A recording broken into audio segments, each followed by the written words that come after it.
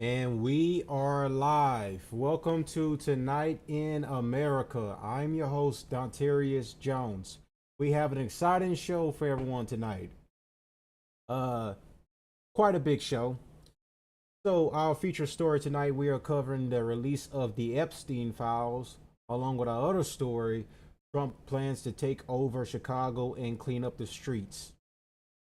So, as you know, Trump has been talking about trying to go across all of America and clean up the lovely streets of America, which should have been uh, should have been in the making, honestly, for any president. These streets are filled with garbage, quite frankly. I'm not talking about the trash that's thrown on the ground. I'm talking about the trash people that go out here and commit crimes every day and shoot up and it litter and just destroy our streets. So I'm looking forward to Trump's plan of wanting to send the military all over to also help law enforcement try to get crime under control. As you can see with Washington D.C., it has already happened. Of course, there's conflicting reports about if crime's really down to where they want to be at, and apparently the deadline is next week for that to be over with, to where the troops are deployed and then they have to go right back. But interesting enough, we he plans on doing the same with Chicago, another major big city of America who's dealing with its own crime crisis right now. So we're going to cover that now, and we're going to cover the release of the Epstein Files. As everyone knows, they've been waiting for the release of the Epstein Files, but pardon me, I don't mean to rain on everyone's parade, but these files don't contain, excuse me, these files don't contain any new information. It's pretty much, if you already know the Epstein story, you already know, watch the documentaries on Netflix, Hulu, the Lex Wexner documentary, the Glenn Maxwell.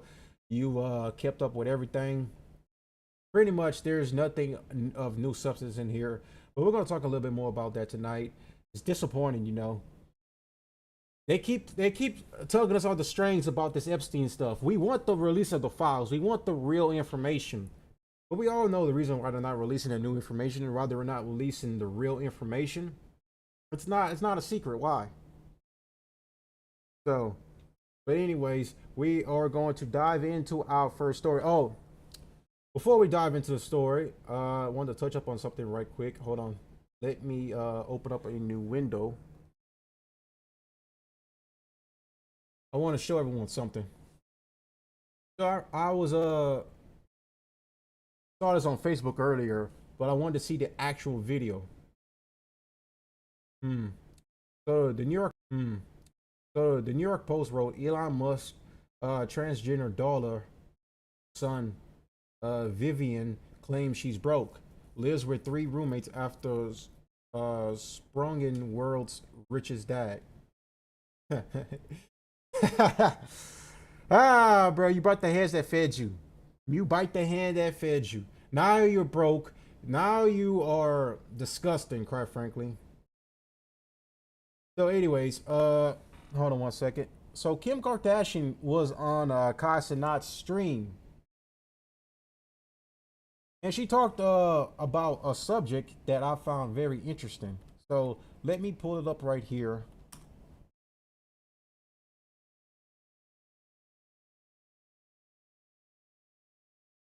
All right. All right. So wait till the video loads.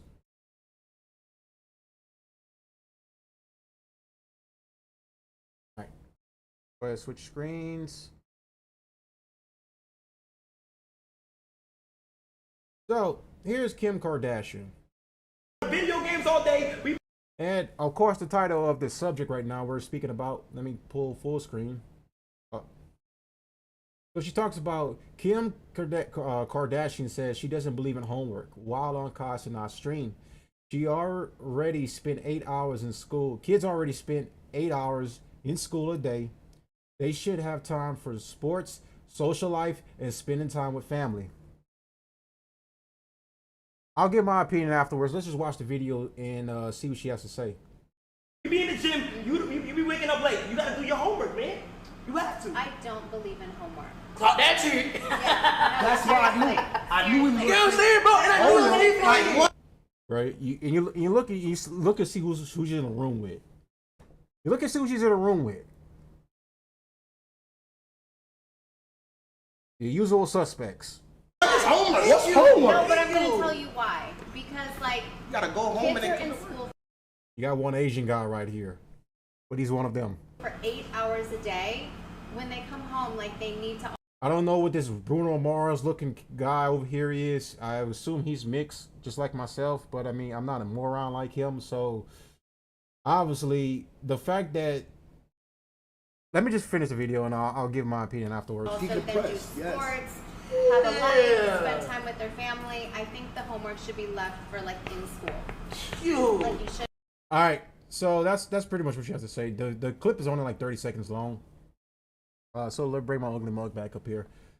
So the reason why I wanted to talk about that is because Kim Kardashian says we need to prioritize homework less and prioritize curricular activity. And that is destructive advice. The whole purpose of homework is to also be able to. There's a purpose for three things. Number one, to help you study more on the subject that you could say you could have trouble with. Say if it's math, say if it's English, which says it's social studies, say if it's science. Homework is for that purpose, is to better help you put in more work to be able to learn said subject. And then another thing homework's made for, it's to make sure you go home and you increase your knowledge more.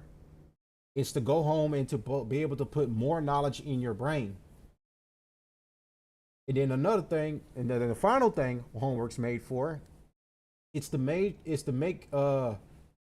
put, well, maybe I might name all the things right there, but I guess the third thing I would say homework's for is to make sure you are knowledgeable about said subject. But that could be going along with the first thing I said, where you're putting the extra work in to be able to understand what you're exactly studying for. Say it be math, say it be English, say it be social studies, say it be science. The purpose of homework is it's important for children to go home and further expand on their education, to be able to put in 10 times the effort, to be able to separate the dumb versus the smart. That's the purpose of homework. And for her to sit here and say homework doesn't matter, homework should be kept in school, that is the dumbest thing I've ever heard in my life. This is the reason why I don't even understand why anyone looks to this woman and look to her as a role model. This woman is dumb. She is dumb. You sit up here and say homework is not important, and kids should come home to relax. No, you want kids when they're at that age to put in more work and effort, so that way they can get a good grades, good GPA, and get into a great school. That's the most important part of the homework, is to help them get to where they need to get to.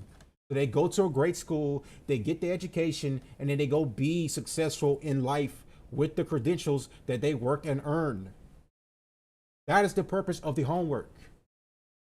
For her to sit up here and say homework doesn't matter, you should prioritize curricular activities like sports or something like that. Look, in some cases you could say, yeah, sports could probably matter in certain cases whenever you're in a sport, but you should also prioritize learning. Because not everyone's going to make it to the NBA, not everyone's going to make it to the NFL, not everyone's going to make it to the Major League Soccer League or Major League Baseball League or whatever. Not everyone's going to be a major sports star. This is the reason why it's important to do your homework, go to school, make your good grades, and put in the work and effort to get somewhere and become a great American citizen. That's the most important part. For her to sit here and say it doesn't matter is literally just advocating for more dumbasses in the world. I guarantee you, who the ones who didn't care about doing the homework? The criminals in the prison, the animals in prison. They kill, grape, and did inhumane things instead of prioritizing their learning. Now, of course, there's a lot of other factors that factor into that, but the most important part is those are people right there that didn't give a shit about homework that she's speaking to. And no offense, she's in a room full of blacks, And now she has to. And now she's advocating to them that homework does not matter. And one of them is a young kid named, I think his name's Ray Kai, I believe.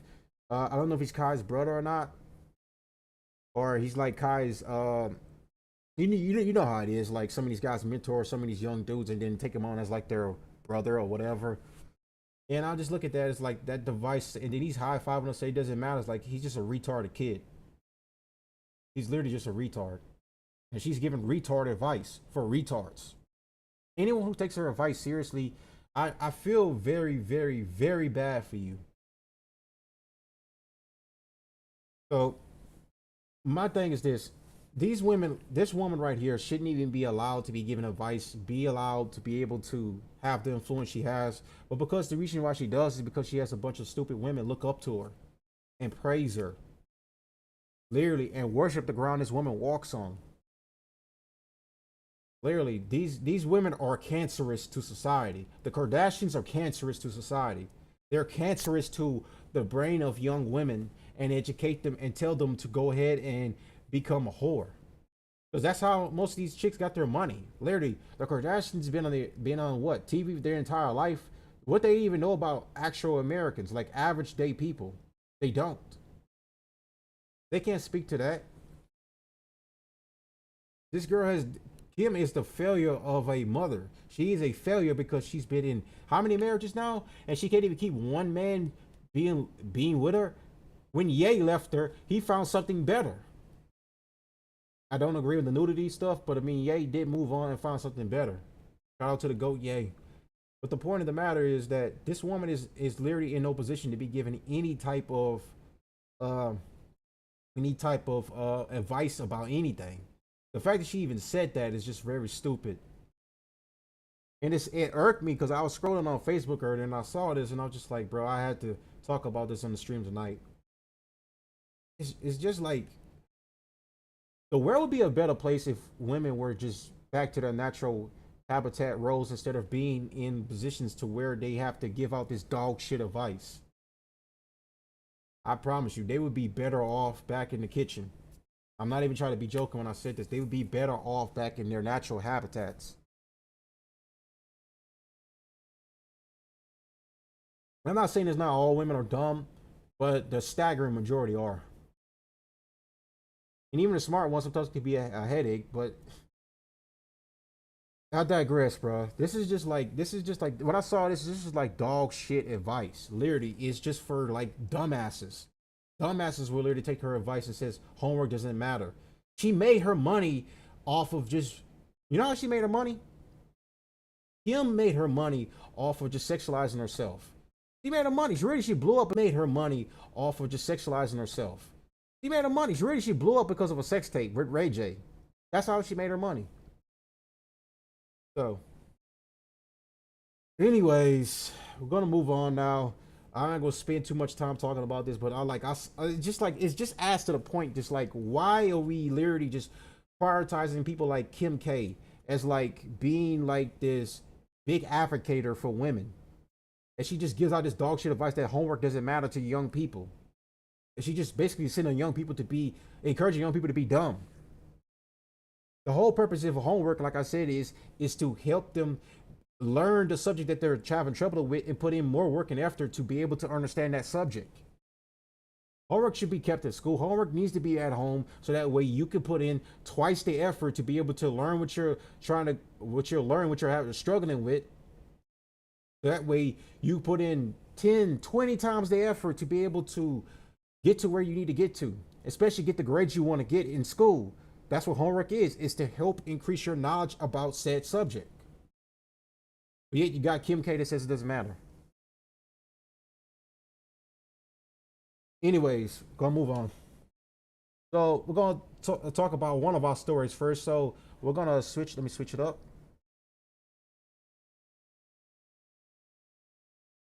So we're talking about Trump's plan to want to send the troops to Chicago and clean up the streets of Chicago. All right. So this is from the Washington Post. So we're going in. Trump signals federal intervention in Chicago. Trump's new comments signaling a federal surge to Chicago comes weeks after his administration sent the National Guard to Washington. President Donald Trump on Tuesday signaled that he plans to deploy National Guard troops to Chicago, an escalation in his administration's effort to combat what he has characterized as rampant crime in cities and states led by Democratic elected officials. When asked if he had made up his mind about sending National Guard troops to Chicago, Trump told reporters in the Oval Office, "We're going in, and I didn't say when we're going in. This isn't a political thing. I have an obligation." The president did not provide details on how many troops would be deployed to Chicago and what states they would come from and when they would be sent. He also did not say whether his administration planned to solely send guard troops to or whether going in included dispatching agents from other federal law enforcement agencies. All right. So, like I said, this is very important. This is Trump's war on crime. This is basically him having his semi-war on crime to clean up the streets of all the Democratic-run cities. Like I said, he needs to do this with all cities, not just the Democratic run ones. He also needs to do this with Louisiana too, as well, where I'm currently at. We need Louisiana cleaned up a lot in more ways than one too, as well. We got a bunch of blacks going around here shooting and killing people right now. So we need the South really needs a literally, like, I think martial law is probably what's needed for down here, because we got a lot of crime going on right now in the South. But I digress about that. So, like I said, this is Trump's war on Democratic-run cities to clean up the streets. Like, he plans on going to L.A. next. Chicago was one. Like I said, Washington D.C. is another one. There's a couple of more I can't think of the top of my head, but this is like Chicago. When I think of like how bad crime has really gotten, I think about Chicago. Chicago has been engulfed in this storm called crime. It is bad right now in the streets of Chicago, to where the streets need to be cleaned up. They need a moratorium on like a lot of things over there, especially when it comes to like how bad crime is. Their streets, they need to have like a curfew for a lot of people right now, currently speaking, because like, bruh, it's almost like terrible to go downtown, because you have a chance of getting your car broken into, getting a gun pointed at you, getting mugged. It's just like it's unsafe right now, basically. So we're gonna watch a couple of videos about what's going on right now in Chicago and get the mayor's response to Trump, who's against wanting to send in the military to Chicago, and also the governor is also giving his stance too as well. Prexler, he says, "I do not want the troops to come here, Chicago. Our streets are fine." But as always, these Dems always lie. They always stress the truth about what exactly is really going on. So this is from ABC News. Trump vows to deploy National Guard troops to Chicago after violent Labor Day weekend. That's one thing I forgot to also mention. Labor Day weekend was the most violent ever it's been in Chicago. Literally. Let me actually see about that right quick before we go into watch this video. Let me go to Google.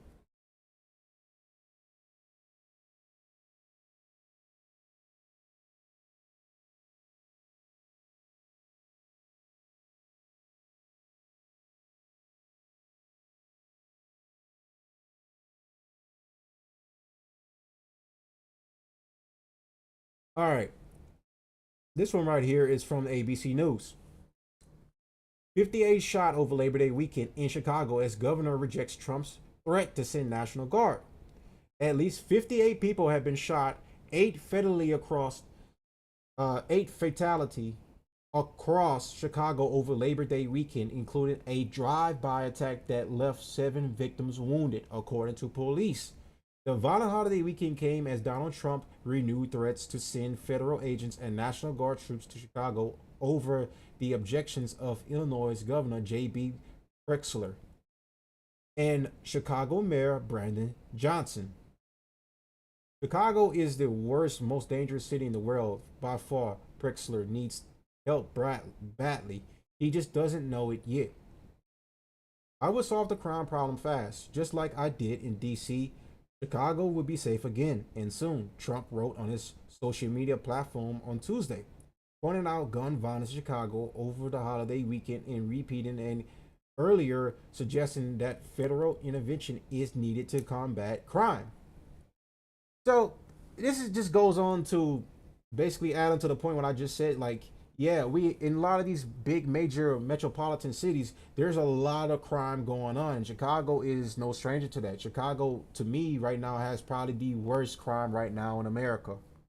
Probably. I can't say off the top of my head right now for sure. I could be wrong, but Chicago seems like it's just like the violence there is just getting out of hand and it needs to be cleaned up. Now, as Trump says, they need help over there, and he's willing to send the National Guard, not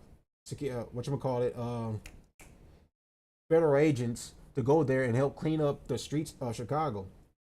And what does the governor and the mayor do? They reject that offer and says it's racist, it's not right, we don't need this. Our streets are fine, we're just fine. Oh, really? A Labor Day shooting that killed like 58 people had been shot, eight fatally across Chicago over Labor Day weekend. 8 fatally shot, killed, 58 people in total wounded. But 58 in total was shot, and 8 of them died. That should let you know exactly how bad it is in Chicago. That should let you know how bad it is. And to where the governor and the mayor says we don't need your help. We don't want the military here because it would cause unrest against the citizens of Chicago. Well, in reality, I have a video up here from interview that was done by Chicago's local Fox News station, and obviously speaking, they only ask like certain people that are clearly like thinking everything's fine or live in these certain neighborhoods to where they feel like, oh, it's not as bad as people claim it to be. Yes, it is. It's very, very, very bad. I genuinely don't understand like the thought process of like these mainstream media to keep covering up how bad crime is in these metropolitan cities. It's very, very bad. So we're gonna move all over to ABC's YouTube channel, and we're gonna get this coverage right now that was done 6 hours ago. President Trump calling out Illinois Governor J.B. Pritzker, ramping up the threats to send federal agents and National Guard troops to Chicago, saying this afternoon, we're going in. Make your mind up on Chicago, though? Well, we're going in. I didn't say when. We're going in. Well, the president pointing to gun violence in the city over Labor Day weekend. Also have the speed of the video at 1.5, but if people want me to turn it down a little bit, just write in the comment section. Also like the video and give me some feedback. How you like the stream so far? And 8 people were killed, more than 50 were injured. But Pritzker pushes back, and he calls any plans to send federal officers, quote, un-American, and saying that troops don't belong on the streets of American cities and that there is no emergency in Chicago. Joining me now with more is our ABC News senior policy reporter, Ann Flaherty. So first of all, and we know there's a recent ruling as well from a judge in Los Angeles that found that Trump federalizing the troops in LA is unlawful. So how does that play into all of this now? Would that limit Trump's ability to go into other states with the National Guard? Well, it certainly complicates it because clearly there will be other lawsuits that will be filed if President Trump makes good on his threat to send troops into other cities and into other states. And I think it's worth pointing out that the judge did give them an opportunity to appeal his decision. So a lot of this will likely remain in legal limbo is my understanding of it. But it certainly does raise questions about if other judges in other areas with other jurisdictions agree with him, is President Trump's power limited? And of course, you know, you do have laws that say you can't use military troops in states unless they're being for law enforcement, unless they're being called up by the governor. And in the case of a state like Illinois, where the governor has said we don't need them here, then he's very limited in how he could use those troops. And as you mentioned there, it doesn't go really into effect until September 12th, so the administration can appeal that. And as Ann is talking here on the other side of the screen, you can certainly see Governor Pritzker there. He's addressing the media, the mayor standing right behind him about this very issue. And Ann, as we continue to discuss this, we know that particularly the administration is preparing for a surge in immigration enforcement operations in Chicago, potentially as soon as this week. What do we know about those plans? Well, you know, of course, the National Guard not talking about this. They're saying that they would, they can mobilize troops if the president requires it. But again, it would have to be either called up by the governor, in which case they could do some law enforcement operations. Otherwise, if they're called up by the president himself, the example is in D.C., they really are limited to just, if they're called up by the president and sent into a state like California, they really are just limited to protecting federal personnel and federal property. So you really have to have the compliance and the agreement of that governor to do anything like what the president is talking about, which is helping to carry out immigration, helping to enforce immigration. I don't think that that's going to happen widespread. it is kind of hard for Trump to probably the send in the ICE agents there, because with DC it's fairly easy because DC doesn't have a governor. The position of the power of the governor goes automatically to the president himself because there's no governor in Washington. So unlike other states like this, it is kind of hard for him to get this unless it's approved by a judge to be able to allow ICE to go in and do their jobs in these Democratic run cities. The Democrat run cities have to comply with the ICE agents and the Trump administration to allow ICE to go in and do their jobs. But because these sanctuary cities most times don't like to comply, it makes it harder for the ICE agents to go in and do their jobs nationwide without those governors' consent, unless he gets the courts on board with this, which we were seeing this morning clearly is not the case. Certainly not. And again, we're monitoring to see what Governor Pritzker says as well. Aaron Flaherty, thank you for being here with us. All right, so that was them touching over a little bit. So we're gonna go jump to CNN and see what their take is on everything. And I'm gonna step away for a minute. I have to take a leak. On Chicago, I'll be right back. from President Trump and a new promise to impose federal law enforcement to fight crime on the ground. He said, quote, Chicago is the worst and most dangerous city in the world by far. He added, I will solve the crime problem fast, just like I did in D.C. Chicago will be safe again and soon. Now, we should note that Chicago does not rank in the FBI's top 10 list of the most violent cities in the United States. And you will see Memphis, Nashville, Kansas City there. Those are all cities, Houston, in states with Republican governors, and the president not threatening to send in the National Guard to those cities. Now, having said Chicago's not in the top 10, it was a violent weekend there. At least 56 people shot, 7 people killed. Chicago's violent crime rate, though, is dropping. So it is that complicated picture. Let's get right to CNN's Elena Trine at the White House for the latest on what the president's saying. Good morning, Elena.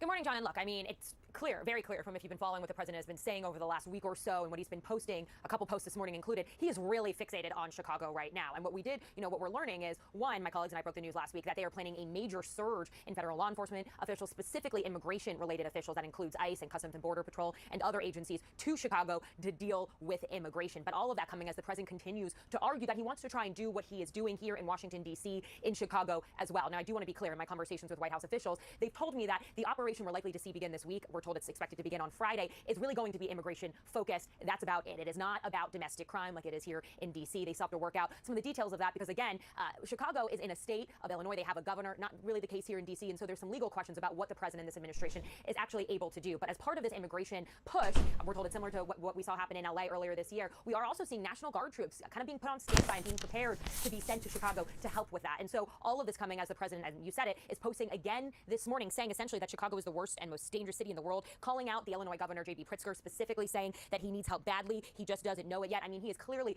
escalating his rhetoric on Chicago and making very clear what he wants to do there, which is exactly what he's doing here in D.C. It's just a question or not of whether he can actually get to send the type of federal law enforcement agents there that he has done in the city. Based on your reporting, we should start to see some of it by the end of the week. Elena Trine at the White House, thank you very much. Kate? Joining us right now to talk about this is the Lieutenant Governor of Illinois, Juliana Stratton. She's also running for the U.S. Senate seat. I want to let somebody in on a little secret. So Brandon Johnson, he's a mayor. He's African American, of course, or Black American, whichever term you prefer to use. He is known for just hiring people that are of the same race of him.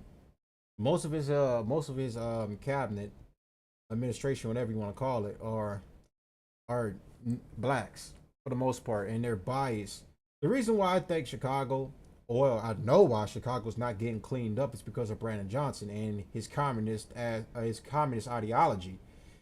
Like, the guy doesn't want the National Guard to come in and clean up the streets because like he said before, and he said it at one of his press conferences, that I don't want to clean it, that it's racist to want to come here and impinge on Chicago's rights. Our streets are just clean.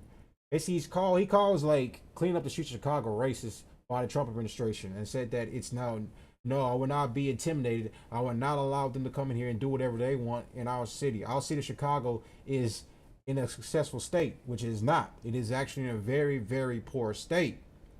And as you know, all these guys, all these people that are in his cabinet are all running cover for this guy. Like, this guy's clearly incompetent about doing his job. So, and he's definitely not doing a great job about it. that Dick Durbin will be vacating.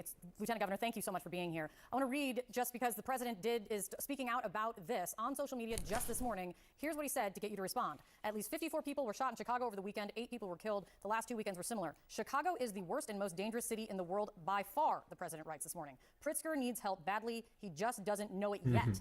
I will solve the crime problem fast, just like I did in D.C. Chicago will be safe again and soon. But John did point out, so did Elena Train, Chicago's not in the top 20 of cities when it comes to FBI crime stats on violent crime, and not in the top 10 when you talk about overall crime rate. But it's important to remember from my first stream, what I did about the crime statistics. I talked a little bit about that. So most crime tends to not be reported a lot of times. And that's for anything like I brought up in the stream, carjacking. A lot of carjackings didn't go reported. A lot of robberies, a lot of burglaries, like people breaking into other people's houses, didn't go reported. And I hate to say it, sometimes missing cases. I mean, of course, those will probably be reported a lot more, but there's cases when a person say they don't have a family, goes unreported. A lot of these crime statistics tend to always get a lot of things wrong because a lot of crime tends to not be reported. So this is why I don't really trust like the data most of these mainstream medias like CNN use, because that's just bullshit, because you can literally listen to other people besides just a select few that the local news station in Chicago pulled off to the side of the road and asked them, hey, how do you like it in Chicago right now? Is it bad in Chicago? Is the crime bad? Which it is a lie. It is not. It is very bad right now in the city. It's unlivable, basically. Right. So facts and data are critical. But if, Lieutenant Governor, the president is saying that this morning, what do you think is going to happen? Well, first of all, let me just say that Donald Trump is not focused on public safety. Look, anytime that there's crime anywhere in our state or around the country, we want to continue to see progress being made, and we are making progress here in Illinois and in the city of Chicago. But this is not about public safety, and this is not about making our residents safer. What Donald Trump wants to happen is he wants to manufacture a crisis. He's going to, as we just talked about, there's going to be a surge of ICE. This just goes to show you the stereotypes, man. These people just can never take accountability for nothing. Enforcement efforts. He knows that people will see those efforts and then want to speak out. People, good, decent people, will be heartbroken to see their neighbors being snatched off the streets and stuffed into unmarked cars.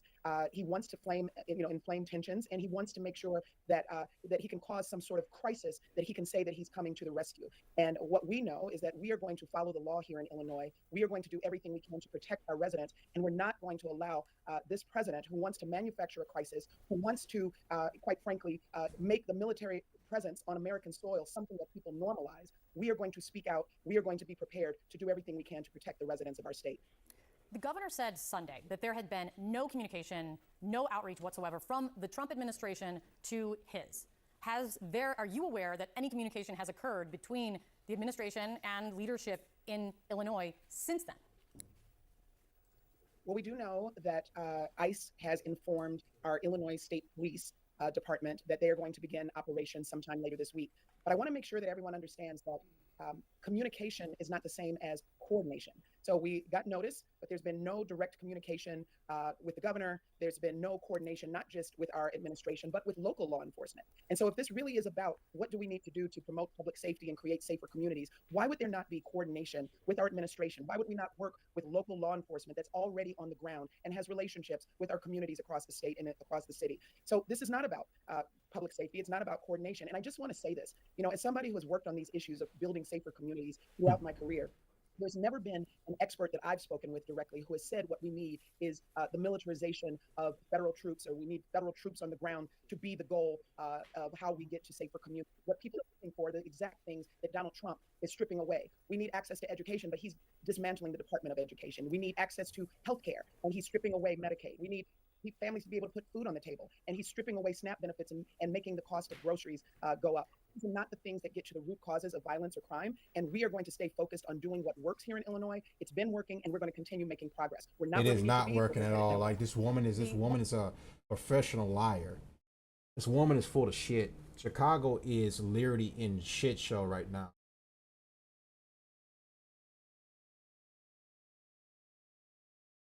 Like I genuinely don't understand. Like these people are professional liars. These people are just full of shit. Like they're literally shield for their own, knowing damn well like how bad Chicago is, crime rise, and then they just don't want. They refuse to clean up the streets. Crazy to me. Literally, Austin isn't proof of life. Wow. Per capita, Chicago is even the worst dangerous city in Illinois, much less the world. I have lived in all my. I'm retired, 27. Went from Grace. The video here reminds me of my transfer.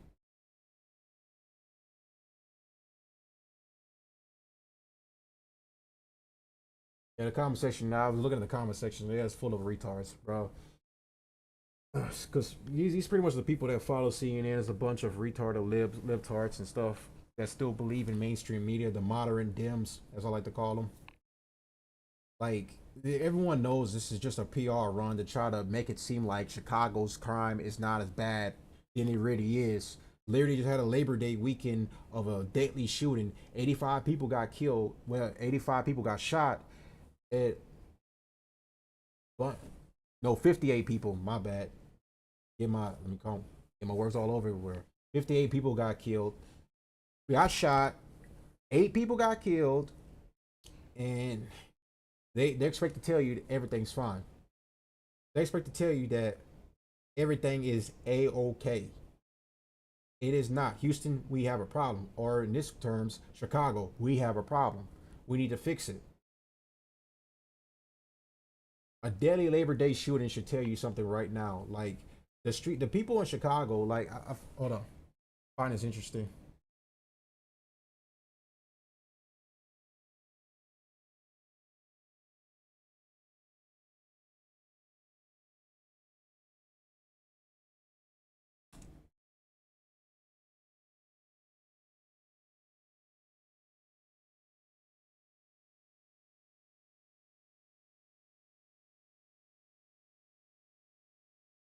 This is from Fox News. Chicago residents beg for more help as crime wreaks havoc on neighborhoods. Chicago locals describe worsening violence as Trump administration floats sending National Guard troops. Chicago residents are calling for more police as crime continues to plunge the Windy City, with the Trump administration considering sending in the National Guard. When I've been growing up, actually, it wasn't really as bad as it is today. When I was growing up back in the early 2000s, it was bad. But the kids nowadays, they're just wreaking havoc in all of the neighborhoods. Osiris King told Fox News Digital. Illinois officials preside over a deadly Labor Day weekend as 32 separate shootings occurred in Chicago, leaving at least 7 people killed and 37 others injured. And this just goes to show you like how much dishonest like these moderate Dems are. Like these Fox News types are all like that. They want to give you this masquerade that everything in Chicago is fine, but in reality, it's not. They want to give you this impression that, hey, we have everything under control. We don't need further assistance. We have this under control, when it's not. People in Chicago are begging for help. But of course, what do these big time mainstream media corporations do? They give this facade, this fake image that it's not, everything is handled, everything is under control, and we don't need further assistance from the Trump administration. And this is where I wholeheartedly disagree. I'm critical of Trump in certain areas, especially when it comes to the Israel stuff. But when it comes to stuff like this is exactly what we need. This is exactly what's needed for America, is to clean up the streets of America, because like this is out of control, bro. We need to start enforcing our laws. They don't. Something far worse can just happen. Like the citizens are just gonna start taking shit into their hands at some point if you don't start cleaning up your streets. And what are these shitcocks in the fucking offices?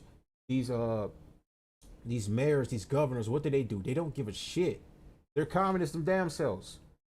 They're loving this because it makes Trump look bad. It makes everyone else looks bad. It makes under his presidency. BLM, remember them? They burned down entire cities, and it all started underneath Trump's term. He should have went a little bit harder on stopping them, but they went burned down an entire city over a fentanyl overdose, caught on camera.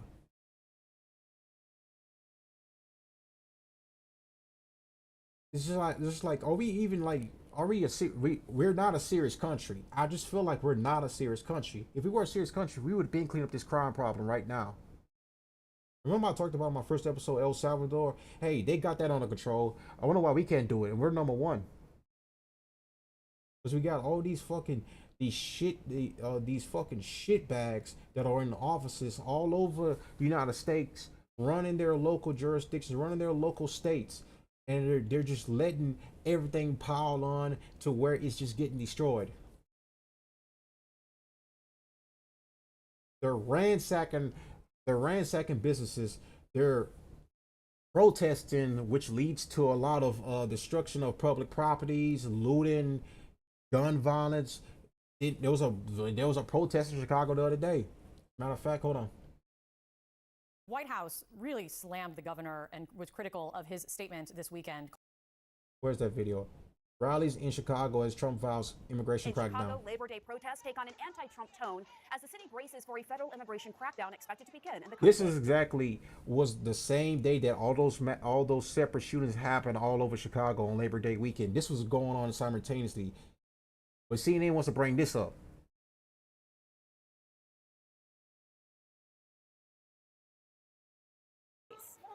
No federal troops in the city of Chicago. In Chicago, Labor Day protests take on an anti-Trump tone as the city braces for a federal immigration crackdown expected to begin in the coming days. No federal troops in the city of Chicago. This is Mayor Brandon Johnson. This fucking retard. They're already letting the city burn to the ground. Chicago is such a beautiful city. It's literally like a monument city. That's what it is. It's one of a cultural. It has the cultural aspect and historical thing about Chicago. It's very rich to American history. When you think of America, you think of one of the free places. You think of New York City, Los Angeles, Chicago. And this dirtbag here is doing the worst job I've ever seen in my life when it comes to running the city. Force in the city of Chicago. We're gonna defend our democracy in the city of Chicago. Yeah, our democracy. They always love leading with this part. These leftists just love leading with this part. Our democracy. They're leading with this part right here to try to excuse the fact that they're doing a terrible job at keeping their streets clean. Now, that is Chicago Mayor Brandon Johnson. Over the weekend, he signed an executive order affirming local control of the city's police and instructing them not to cooperate with federal officials on law enforcement or immigration matters. Multiple sources familiar with the planning of this operation tell CNN it's expected to begin by Friday, and the National Guard troops could be involved. And as that happens, a separate immigration fight is playing out in the nation's courts. On Sunday, a federal judge temporarily blocked the government from sending scores of unaccompanied children back to Guatemala. This order came as some were already on board planes preparing to take off. Lawyers for some of the children say that they could face abuse if returned, while the Trump administration argues that this is being done in coordination with the Guatemalan government to reunite them with their legal guardians. My panelists here, along with CNN's Kristen Holmes at the White House and CNN's Priscilla Alvarez in our Washington bureau. Kristen, let's kick it off with you. Take us through the president's plan for Chicago. Yeah, panel, we're still learning more details about this. What we have heard from the governor is that there's been no communication between the White House and any officials in Illinois. The governor said in an interview that he believed they should be coordinating with him. But one thing we're hearing from the White House is that they're saying this is all about immigration. They're trying to find the line. They're saying it's not all the things that he said about crime, President Trump has said about crime, but this is about immigration in particular. Like, this is just insane to me that these people here are so in favor of people breaking the law. I mean, just because it depends on their rights. Illegal aliens, when they come here, have no rights. They're by definition breaking the law by being here as an illegal alien. What right does an illegal alien have? It's insane to me that these people here will literally sit up here and march for upstanding citizens, but they're here illegally. They already broken a crime. They're trying to get away from their shit. Here's the thing. A lot of these aliens abuse the immigration system. They call for asylum to get away from their shithole countries. And most times the immigration system is so broken, every alien calls for asylum. And most times they could be waiting for a minute while they're here, waiting to get their paperwork. And they've been here for years, still have no paperwork, in the country illegally. and not deported. This is thousands upon thousands. What over the years now it's turned into millions that have abused the asylum system to where it needs to be fixed. It needs to no. We just, as a matter of fact, it needs to be stopped altogether, and we just need to stop letting in aliens. We've really gone so far off the edge when it comes to control of the immigration to the point where Biden let in over 10 million, and it's far more. It's probably like 28 million exactly over the years of the Obama administration, Trump's first administration, and Joe Biden's administration. I'm probably even lowballing. It's probably way more than that. And we're deporting at massive numbers. We're projected to have at least 1 million aliens deported this year alone. That's not a good sign. There's still way more illegal aliens here. And Trump is thinking about, and Trump, a couple of, what was it, like, I believe it was last month, he gave amnesty to a bunch of illegal farm workers, construction workers, government workers.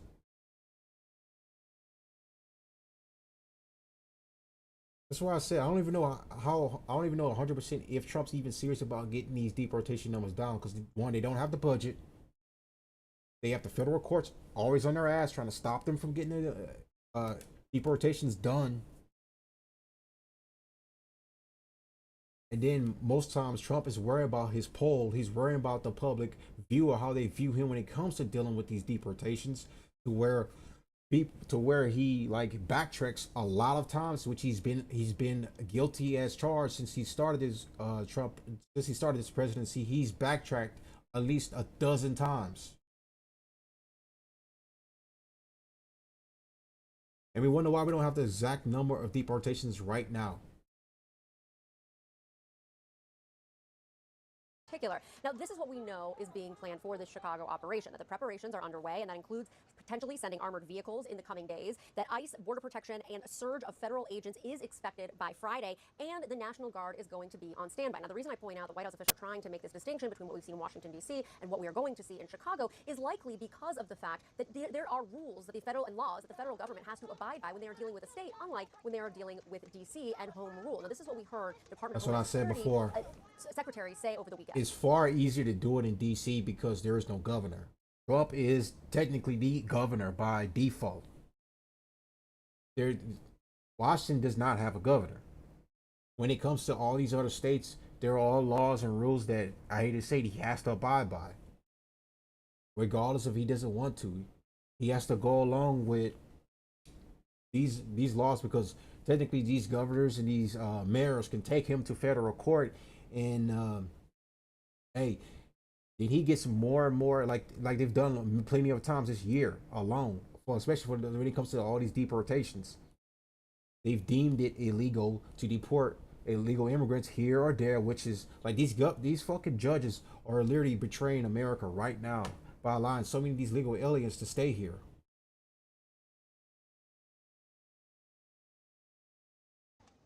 We've already had ongoing operations with ICE in Chicago and throughout Illinois and other states, making sure that we're upholding our laws. But we do intend to add more resources to those operations. We will continue to go after the worst of the worst across the country, like President Trump has told us to do. So clearly they're trying to make this just about immigration, saying they are expanding on programs they already had in place, not about the fact that they were coming in here and dealing with crime, which of course is not what we're hearing from President Trump, who has been posting over the weekend, last several days, all about the crime rate in Chicago, not necessarily It has been bad. That's so we'll see bad how this plays too. out. Again, the administration, federal government is going to have to jump through a lot of hoops. They're going to face a lot more pushback with these states as they try to expand what they're doing in Washington, D.C. than they did here in the district. Yeah, no, that's a very good point. In the district, they have more authorities than these other states. Priscilla, to bring you on another immigration issue, you have been covering the administration's plan to repatriate hundreds of Guatemalan children. Tell us what is behind this and the federal judge's decision to block their removal.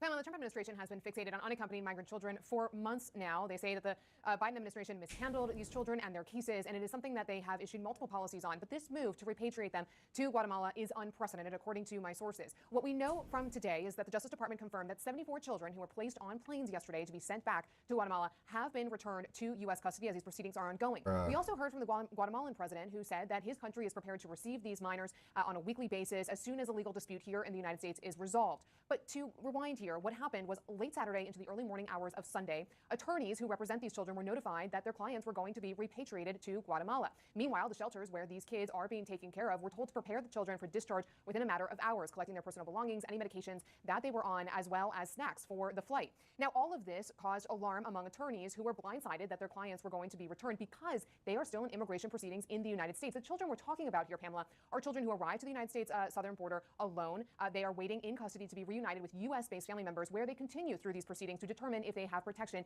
in the United States. So a lawsuit was filed early on Sunday. In fact, the federal judge said herself during proceedings yesterday that she was awoken at 2:30 in the morning as all of this was ongoing, and she ultimately blocked their removal for now. Now, the Trump administration is pushing back, saying that this is being done in coordination with the Guatemalan government and that they are being reunited with their parent or legal guardian in country. The reason, however, this is so complicated is because for some of these kids, being returned home isn't the best option for them because that is what they were fleeing. In fact, in the lawsuit, a 10-year-old said that her mother is deceased and she was fleeing abuse and neglect from family members at home in Guatemala. And I'll finally note that there are cases where children do choose to go back to their country of origin, but even in those cases, Pamela, they have to go before an immigration judge so that the judge can unpack why that is and to determine whether they truly are better off in their country of origin than in the United States. So this is a vulnerable population, one the administration is focused on, and now we'll have to wait to see what happens in proceedings in the days to come. All right, a lot of information there. Priscilla Alvarez, Kristen Holmes, thank you so much. And my panel joins me now in the arena, CNN contributor and New York Times journalist and podcast host Lulu Garcia-Navarro, CNN political commentator Jonah Goldberg, Democratic strategist Adrian Elrod, and CNN senior political commentator Scott J. See, that's I see that little badge. You got a ribbon. You already know what team he's playing for. Great to have you all with me on this Labor Day. Thanks for coming in on the holiday. So, Jonah, I want to start with you on what Illinois Governor J.B. Pritzker said yesterday and his latest back and forth over the president's plans. Let's listen. It's clear that in secret they're planning this. Well, it's an invasion with U.S. troops if they in fact do that. The other thing is, they ought to be coordinating with local law enforcement, but they don't want to do that either.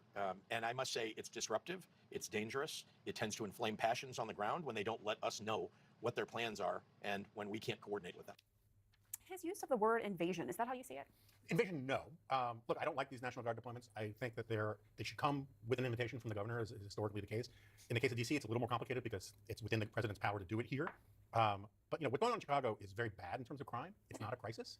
And I think that the problem is it's one of these sort of Baptist and bootlegger problems where you have this is great for Pritzker politically, and it's great for Trump politically. To argue about crime, to argue about invasion, and all these kinds of things. I just don't think it's a wise policy. Bruh, you look who's at the forefront. It's these Black Lives Matter types. Federal agents, ICE, CPB, to a state that has over 500,000 illegal immigrants in it. Many of them live in Chicago. I mean, the federal government is going to enforce federal law. I hear Pritzker complaining that there's no coordination, but I also heard the mayor say he's ordered the police department not to cooperate with federal officials on this immigration crackdown. So how are you supposed to cooperate if the mayor is ordering his own police force not to do so? The fact is you have people in this country illegally. The president has promised since he was running his campaign last year that he planned to crack down on illegal immigration. He's sending federal agents to Illinois to do that. I'm not entirely certain why everybody is so angry or surprised about this. I mean, we're here enforcing federal immigration law in a city that we can argue about whether it's a crisis or not, but there were 53 shootings there over the weekend. It's pretty violent. We should also be clear. They were talking about sending the National Guard in long before they were talking about this ICE operation. These two things have now become merged. I was literally about to say this. What is it? What is happening here in Chicago? First, it's about crime if you listen to Trump. Now, apparently, it's about immigration enforcement. I mean, when you are talking about, no wonder people are alarmed. It's about because if both. it's not clear what the purpose of these kinds of operations are, people are going to assume the worst. I mean, here in D.C., apparently it's about crime, except most of what we've seen has been immigration enforcement. Now you're going to move to a U.S. city, Chicago, where apparently it is about immigration enforcement if it's the president, but it's not. It's about crime. Like, what are we talking about? It makes no sense. No, that's not the same thing. That's, it's a civil offense if you cross the border. Oh my God, bro. You are trying to say that anyone in this country illegally is some kind of murder or killer. Crime is a different thing. Shootings, muggings. Right. The president They're here legally. Those are two different things. They're dealt with by different groups of law enforcement. They are two different things. To conflate them is disingenuous. Bruh, I swear, these fucking people, bro, at CNN, they just do not give a damn about America. All right, we're gonna go to another one. This one was from NBC News, and it was 7 hours ago. Today, I'm joined now by a team of reporters once again, Peter Alexander at the White House. But first, I want to turn to Shaq Brewster, who's on the phone with us. He is in Chicago right now. Shaq, if earlier today we heard from the president saying that he wanted J.B. Pritzker to call him, the governor saying he would not do that, and frankly, he sounds as defiant as ever. No, that's exactly right, Gabe. And right before you listened to Governor Pritzker just there, by the way, I'm standing right outside of the press conference, so hoping to get a question with him once these remarks are over. But right before you started playing that sound from him, he came up and said, first, I want to address the president's what he called unhinged remarks moments ago. And he said, no, I will not call the president. He later said that I refuse to play reality game show with Donald Trump. This is Illinois' governor really leaning into this moment and both kind of giving Chicagoans a warning about what's to come, what he is hearing. He said that this has been a tough week and a half for folks in this city and really listing what we can expect to see here in Chicago over the next couple of days. But I think the second piece of it is he's speaking almost to a national audience as well, talking to other governors, asking that they do not participate in this federalization to come of National Guard troops, and also signaling that Chicagoans and folks here will fight back in the courtroom. And I had a one-on-one interview with the governor last week, almost exactly a week ago, and one of the questions we asked was there anything he could do to stop this from happening? And he was very clear-eyed in that there was nothing he can do to stop the president from taking this action, but he said that lawsuits are certainly possible, and that is something that we can expect to see. Whether or not that happens before or after any action or movement from the federal government, that's an open question. But he also made clear a lot of this is about shaming. He said he wanted to slow the president down, almost to shame the president from taking any of these actions. And I think that is what you're seeing in a lot of these comments that you're hearing from the governor and from the mayor of Chicago. Yesterday, we saw a big protest throughout the city. I think they're doing what they can to say they're going to push back, but also trying to see if they can get ahead of any federal involvement. And Shaq, briefly, because I know you got to get it back in that room, the president continued to make these claims on social media earlier today that Chicago is very dangerous. He called it the murder capital of the world, the most dangerous city in America. Now, there was significant violence in Chicago over the weekend, but can you give us a fact check on those claims? There's some context here. Absolutely. And, the Chicago Tribune did a deep dive of this question just this week. And when you look at major cities with in terms of homicide rates, Chicago ranks 7th amongst major American cities. When you look at that rate, that's below cities like St. Louis, Baltimore, New Orleans. When you look at FBI statistics, you see Chicago even further down when you look at that homicide rate. Now, I think one important thing here, Gabe, and, as a resident of Chicago, as when you talk to people, when you listen to officials, everyone wants crime to go down even further. It's been trending downward. They want to see that to continue to go down. Everyone wants those shootings that you see. We just had a violent weekend here in Chicago. They want to see the shooting stop. The distinction here, and that you're hearing from local leaders, is that they don't believe having National Guard troops, which are limited in what they can do. They're usually standing outside of federal buildings or going out with federal personnel on immigration raids. They don't believe that's going to stop the shootings that you're seeing largely on the west and south side of Chicago. So that's why you heard the governor even today say, hey, we will take more FBI, more ATF agents, more federal agents who have law enforcement powers. They will take that. But there's not a belief that having federalized troops standing outside of federal buildings, that will really get to the root of the problem here in Chicago or other cities around the country, Gabe. Shaq Brewster on the phone for us in Chicago. Shaq, I'm going to let you go so you can get back into that news conference. I'm joined now, though, by some of our other reporters here, Ryan Riley, our justice reporter, and also Courtney Cubie, our Pentagon correspondent. Courtney, remind people what the Posse Comitatus Act is and what exactly it does. What does it define what is considered domestic law enforcement here? Yeah, it's not something that really people are talking about every single night at the dinner table, Gabe. It's been a law for hundreds of years now, several hundred years now. And essentially what it says is that active duty members of the U.S. military are not allowed to engage in law enforcement here in the United States, so no domestic law enforcement. And the key here is this federal judge today, this federal court, said what the U.S. military was doing in Los Angeles and specifically noted members of the U.S. military who had their identities obscured in some cases using military vehicles were conducting things that were close enough to law enforcement that it was a violation of the Posse Comitatus Act. He specifically, this is Judge Charles Breyer, he specifically said that the U.S. military cannot engage in things like searches, seizures, arrests, and things like that. Now, what's really key here, as you were talking to Shaq there about the possibility of more federal law enforcement deployments in Chicago, is that this judge put a 10-day hold before this actually goes into act. Gabe, everyone expects the Trump administration will appeal it. So the big question here is, will that appeal go through, and will this actually go into effect on September 12th or not? And Courtney Cubie, I want to turn on to Ryan Riley. That was part of the question I wanted to ask you, Ryan, but I also wanted to ask you more about this ruling. Is there any penalty attached to this ruling? I mean, not for now. Like Courtney said, that 10-day period is really going to give them a chance to sort of run that up to the Supreme Court. But it really does speak to how sort of unprecedented this moment is, because certainly during actual security emergencies, right, you can invoke the Insurrection Act, right? Like that's why we saw troops respond to the Capitol on January 6th. And when there's a true emergency, that is a power that they have. But this is essentially just sending them, in DC's case, they've been picking up garbage and standing by Union Station down the block here, just sort of standing around oftentimes. So it really is an unusual use of the military to enforce domestic law, is what the judge laid out here, that it's unlawful and that they should not be continuing with that practice. Yeah, and reporters asked Stephen Miller, the White House Deputy Chief of Staff, last week if he was considering, and the administration was considering, bringing in the Insurrection Act or imposing the Insurrection Act in this case, and he wouldn't commit to that. Peter Alexander, I want to turn to you, the president, and get some of your reaction to something else the president said today. We got his first response, at least on camera, to the Federal Appeals Court ruling on Friday regarding tariffs. Can you tell us more about that? Yeah, well, we wait to see what's going to happen next with that. Obviously, the president vowed an appeal. He said he wants this before the Supreme Court. He called for an expedited ruling from the court after that decision from a lower court that came late last week, in effect saying that most of the tariffs that the president has sort of unilaterally put in place now are illegal. If I can, Gabe, I want to circle back to the conversation as we listen to the president right now, the back and forth with J.B. Pritzker. One thing that struck me in particular were from his remarks were him saying the terror and cruelty is the point, not the safety of anyone living Real quick, want to give a little update about what's currently going on in DC. So this is from the Independent. Trump says DC is now crime free. It had 400 reported incidents in the last week. Trump begun his so-called crime crackdown in DC on 11 August, sending National Guard and federal agents into the capital's streets.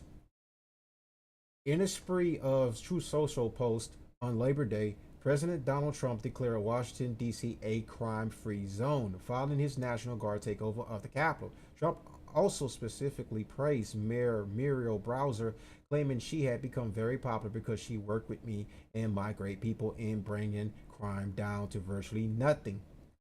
However, available crime statistics from DC's Metropolitan Police show 442 crimes reported in the district over the past 7 days. Interesting. So like I said, crime's not completely unlocking DC right now. And as far as the degree of these crimes go, we don't know. This hasn't really give out for the details. It just goes to show you that, yeah, crime in DC is not 100% solved. It's not completely clean. It's not completely wiped out. But there is some progress to be made, and there is some improvements that could be made off of how this could be implemented, especially with the National Guard involved. There are some things to take away from it, especially when we look at, like I said earlier, El Salvador, is to look at how they done it, how they clean up their streets. We could take their approach to how we can use their approach to basically clean up the streets of America, especially streets like DC and Chicago, for example, Los Angeles, New York City. More than one way to do this, but this isn't the right step. This isn't the right step of the way. But the problem is, it can be perfected even more. It can be refined even more. So, regardless of like the 442 crimes reported in the district over the past 7 days, it doesn't really pretty much matter, because like this is the right step in the direction. But like I said, it could use some refinement, retuning, and then it could come out really perfect how the way this could be implemented. But the problem that stays in the way of this truly being successful is the mayors and the governors. The local politicians are always going to be, and these moderate Dems are always going to stand in the way. These progressive morons are going to stand in the way of trying to clean up the streets because they feel like it impedes on democracy. We can't have we can't have a successful democracy unless we clean up these streets. So, I digest. Let's get back to the video. Here, I think you're seeing a very unique sort of line that J.B. Pritzker is a potential 2028 candidate, certainly someone who has found a different niche as it is in his effort to push back on Donald Trump, is trying to lead the Democratic effort against this, recognizing, as we've been discussing here, the Americans broadly want their streets, their communities to be more safe, but as Pritzker has communicated, they don't believe this is the way to go about it. The president today was particularly kind in his praise of Muriel Bowser, the Democratic mayor of Washington, D.C., saying that she has been grateful publicly for troops helping bring down the crime rate, but she has also made clear that this is not the most efficient way, not the best way to go about it, and that ultimately it has caused some backlash that she wishes didn't exist. So I think what we're watching right now is a very interesting back and forth. Another key thing I want to say is that these Dems, they are always worried about exactly how does it look optimally. Like, how does it look from the public view? How's the public perceive me? You see, if they were serious, they wouldn't really give a damn, and they just want to clean up the streets because it's for all Americans, including the ones that are super progressive and are democracy first, democracy. What about our rights? What about our rights? See, the problem with them is crime affects everybody. It doesn't matter if you're left, doesn't matter if you're right. It affects everyone. In order to clean up the streets, you have to just ignore the public opinion and just get it done. You know, I don't want to say actually become a fascist to be able to get stuff done, but I hate to say it, but that's when you have to just like ignore the public sentiment and just get it done. You know, I'm not actually saying go out there and commit actual fascism, even though that would be awesome.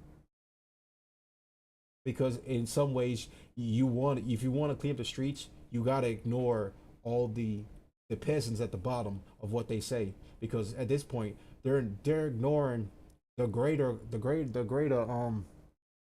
aspects out of this. All they're worried about is their democracy. All they're worried about doing is smoking their weed, drinking their alcohol. They're free democracy, going out every weekend partying and stuff. And most times these people are the ones that are victims of violent crimes.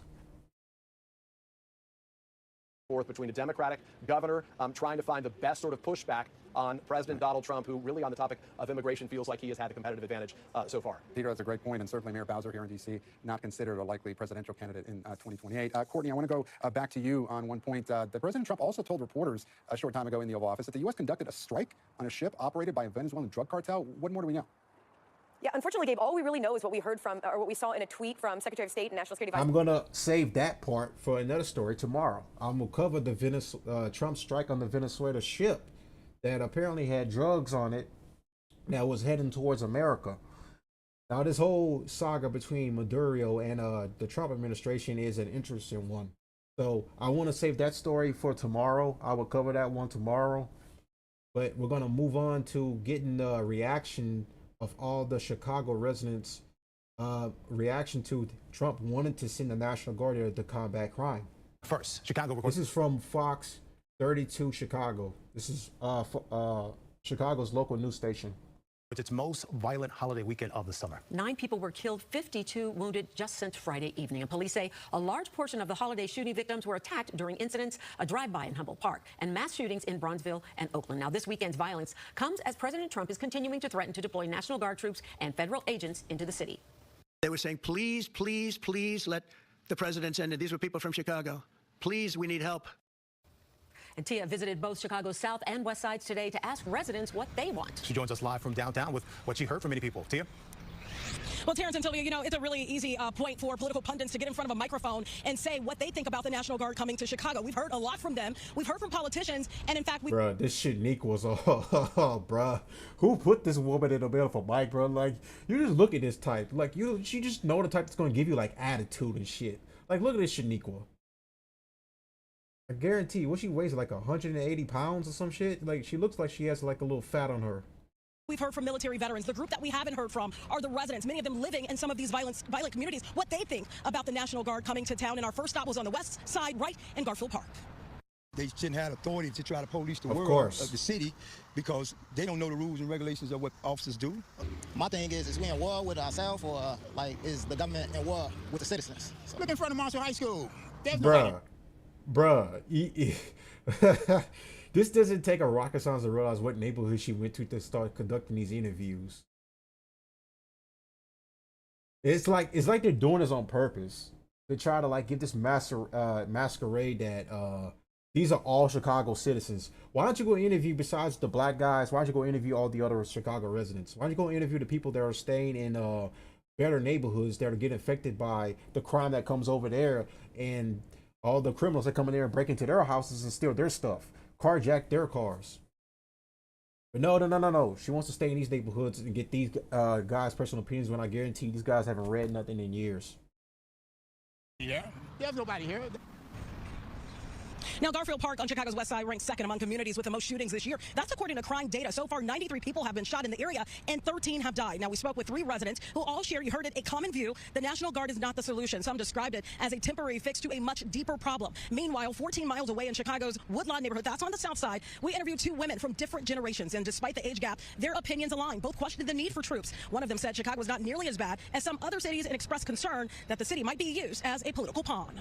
President or whoever is sending this off to us or deploying these National Guards here, I'm not sure if that's such a good idea. We need to have more policing in these areas where they're doing these crimes, and that's all to it. What do you think sending the National Guards there would do? I generally question these people's thoughts. It's just like, bruh, what do you think sending the National Guard there would do? The whole purpose of sending the National Guard there is to help the local law enforcement combat crime. That's the purpose. It doesn't take a rocket scientist to understand what that entails with sending the National Guard to Chicago to help local law enforcement, is to get crime under control. Man,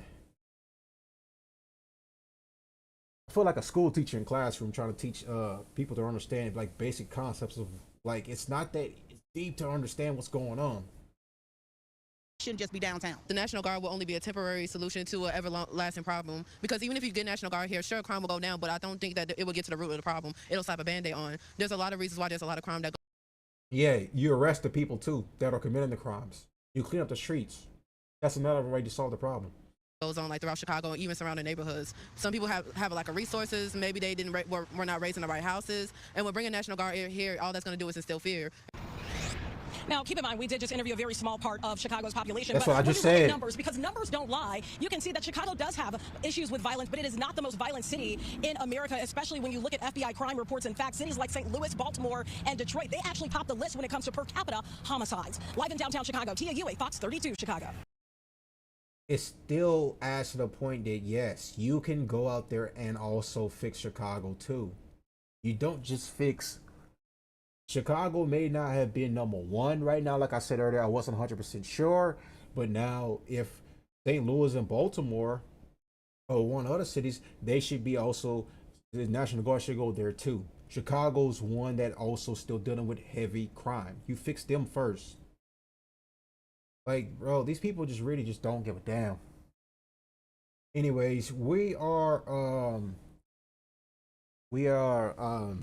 moving on to our next story, our feature story tonight, the release of the Epstein Files. People just really just don't give a damn.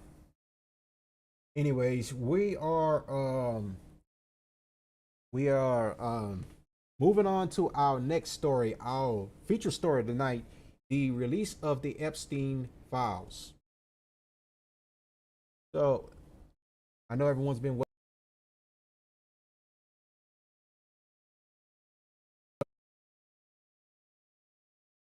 there's nothing really of new substance, nothing of no groundbreaking news in here exactly. There's no telling of like who was he trafficking these peddlers, who trafficking the children for. So we're gonna move on to our next top story of the night.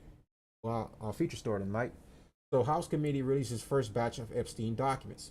Democrats decried the release as largely recycling public information. Don't let this fool you, one Oversight Committee member said.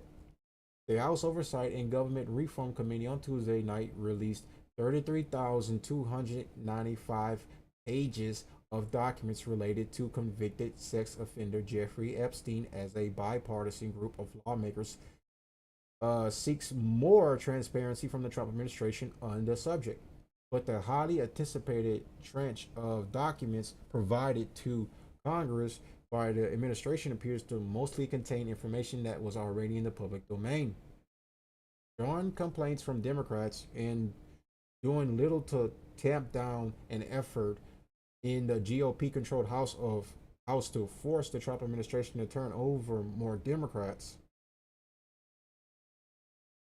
The 33,000 pages of Epstein documents the committee chairman has decided to release were already mostly public information. Rep. Robert Garcia, California, the panel's ranking Democrat, said in a statement to the American people, "Don't let this fool you." This is what I said earlier. It's nothing groundbreaking in those files right now that was released. It's just basic recycle information. That's all it is. It's nothing of new substances. Nothing in there is going to like be groundbreaking that we already didn't know. Doesn't go over tell you who was he trafficking the children for, which is kind of obvious seeing who he's tied to. So we're gonna trans over to live now from Fox. I'm gonna step away for a minute and take another leak, and be back to really hone in on this some more. All right, welcome back in here to Live Now from Fox. I am Andy Mack. So many people have been waiting for this, the moment of the release of the Epstein Files, and the time is apparently right now, but it will also take some time to comb through over 30,000 documents. I do want to put up a post here from the House Oversight, the GOP Oversight, saying we just released all the subpoenaed documents from the DOJ related to the Jeffrey Epstein. Access them there at that site, of course, there on social media. James Comer also saying Oversight has released some 33,295 pages of Epstein-related records that were provided by the U.S. Department of Justice. The DOJ has indicated it will continue producing records while ensuring the redaction of victims' identities and child abuse materials. And that was a main component we heard from earlier on today with Speaker Mike Johnson, the privacy of this, as some of the people that were speaking behind closed doors on Capitol Hill today dated back to when they were some 14 years old. And of course, this bipartisan pressure to release the files related to the federal investigation into Epstein, a convicted sex offender who died in jail in 2019. Several accusers of Epstein and his partner, Ghislaine Maxwell, who is serving 20 years in prison for sex trafficking on Capitol Hill on Tuesday. They met privately with the House Speaker and leadership there. The Oversight Committee is in the midst of an investigation into Epstein and has promised to release the files, which it just did, and is subpoenaed there from the Justice Department. A bipartisan legislative effort for more public access in progress. We've heard from... Now we're going to take a little pause right quick, and we're going to go over who is Jeffrey Epstein.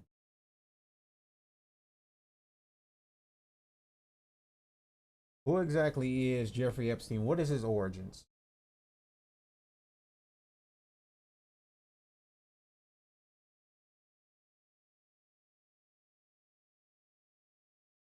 So this is Jeffrey Epstein's Wikipedia. Jeffrey Edward Epstein, born January 20, 1953, to August 10th, 2019, when he allegedly hung himself in his prison cell, was an American financier and child sex offender who victimized hundreds of teenage girls.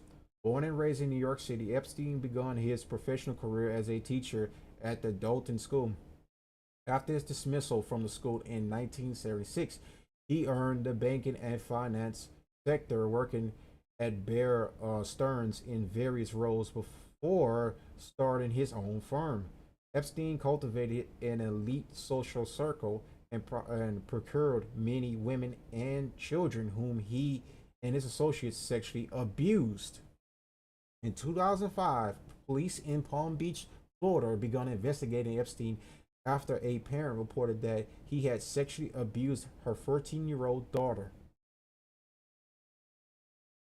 Federal officers identified 36 girls, some as young as 14 years old, whom Epstein had allegedly sexually abused. Epstein pleaded guilty and was convicted in 2008 by a federal state court of procuring a child for prostitution and of soliciting a prostitute.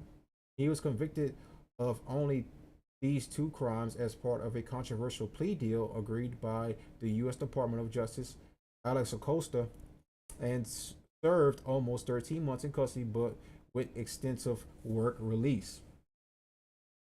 Epstein was arrested again on July 6, 2019 on federal charges. This was during Trump's first administration. Key point. Now, I want to bring in a key thing right now. Trump and Epstein have a history together.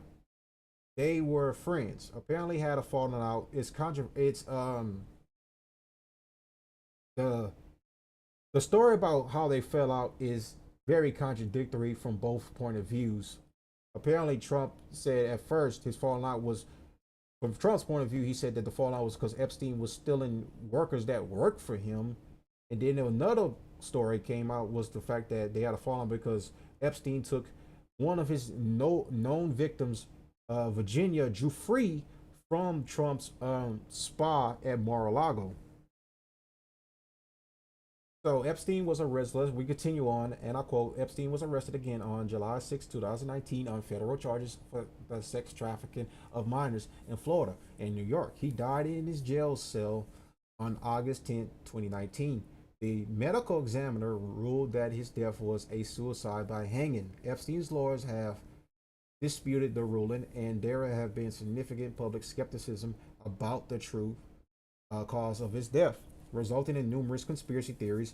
In July 2025, the Federal Bureau of Investigation released CTC TV footage supporting the conclusion that Epstein died by suicide in his jail cell.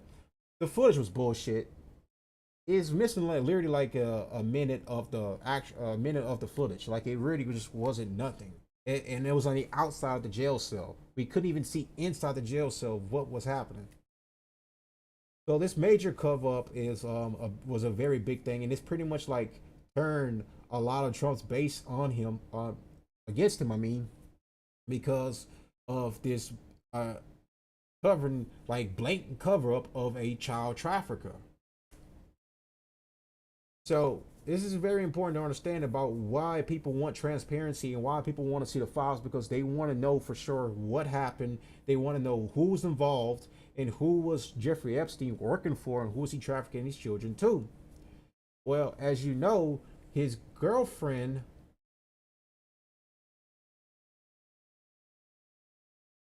and longtime partner, Ghislaine Maxwell, born December 25th December 1961, as a British former associate and a convicted sex offender. In 2021, she was found guilty of child sex trafficking and other offenses in a connection with the deceased financier and convicted sex offender Jeffrey Epstein.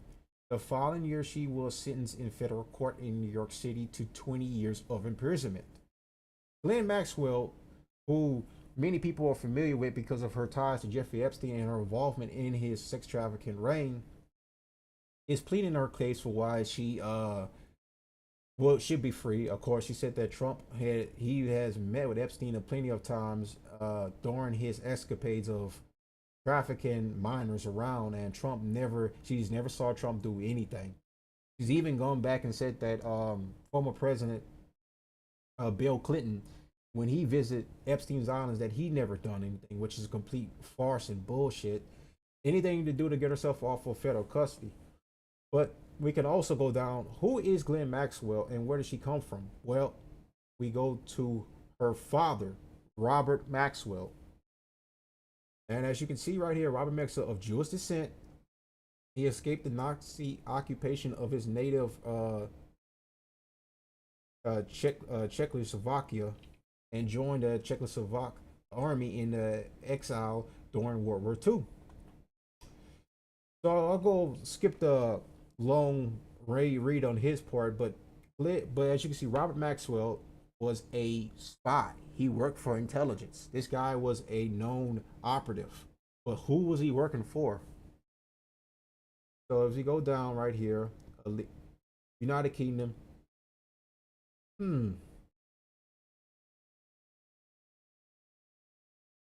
Interesting.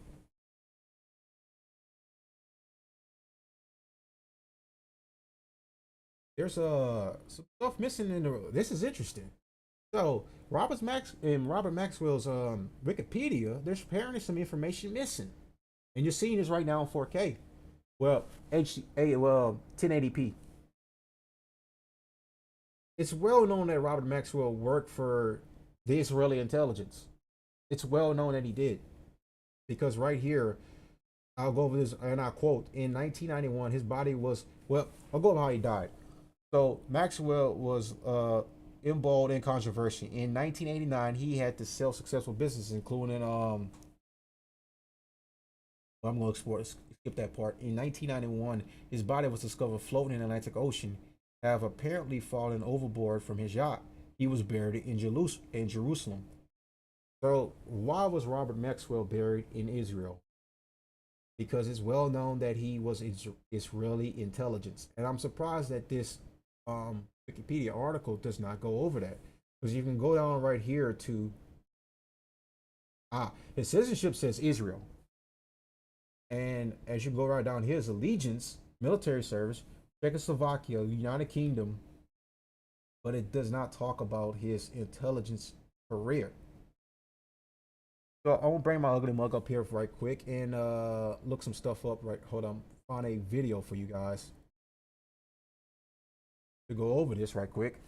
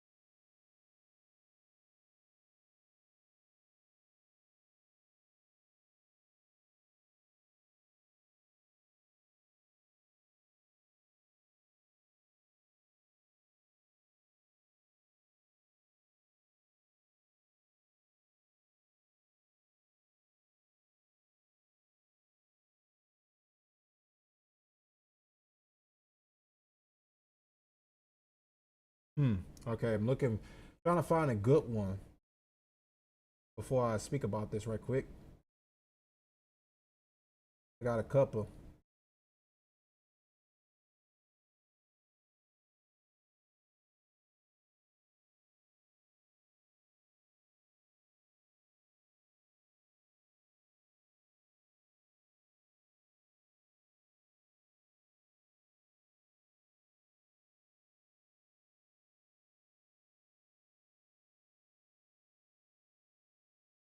All right, so all right, so now I got, all right, I pull up the screen. So I got this one right here. Who is Robert Maxwell? Narrated by Margaret Cho. Now this is Impact. It's from the YouTube channel. Now this is Impact. So I have to play in this one.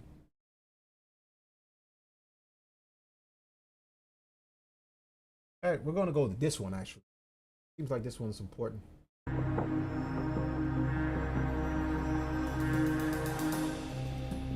This is from Hidden Truth.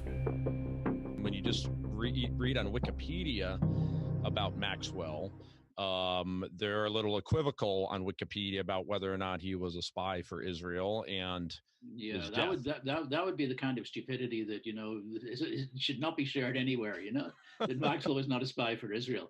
That's why when they buried him on the Mount of Olives in Jerusalem, that the Israeli leaders who were there that day said he had done so much for Israel that probably they couldn't talk about in our time. Well, I will read this because I think it's a good kickoff to our discussion. This is on Wikipedia, and it kind of makes your head spin when you read it. And it also, when you read it, you think about Epstein too, because people are asserting a lot of similar things about Epstein. But it says the British Foreign Office suspected that Maxwell was a secret agent of a foreign government, possibly a double agent or a triple agent, and a thoroughly bad character, and almost certainly financed by Russia. He had known links to the British Secret Intelligence Service, MI6, to the KGB, and to the Israeli intelligence service, Mossad. That's a lot. Is all of that correct? Well, the British knew a fair amount about Maxwell, and they would have done. I mean, he was an MP. He was one of the leading businessmen in Britain. And also, it has to be remembered, the British have probably had the best spies in Moscow for the past half century or more. They also had some of their own people that the Russians, of course, recruited. But they always had the best spies in Moscow. And they saw Maxwell flying in and out of Moscow and having dinner in the Kremlin with KGB chiefs and with, you know, the leaders of the Soviet Union at that time. They also knew that he was flying into other sort of Soviet capitals, Romania, Bulgaria, Czechoslovakia. MI6 tried to recruit Maxwell, but failed because Maxwell's allegiance really was to Israel, because he'd lost most of his family in the Holocaust. So he always felt that he had an obligation to Israel. But I think what you have to match, that Maxwell is almost, one could say, a kind of conflicted character. And he's also a person with a dual personality. On the one hand, you have probably one of the greatest fraudsters of the past sort of 100 years. I mean, a man whose activities internationally in terms of money laundering. And by the way, the guy speaking is Martin Dillon, author of The Assassination of Robert Maxwell, Israel Super Spy. He was called, he's kind of one of these experts about Robert Maxwell, and exposed the truth that Maxwell has ties to Mossad. He's an Israel spy.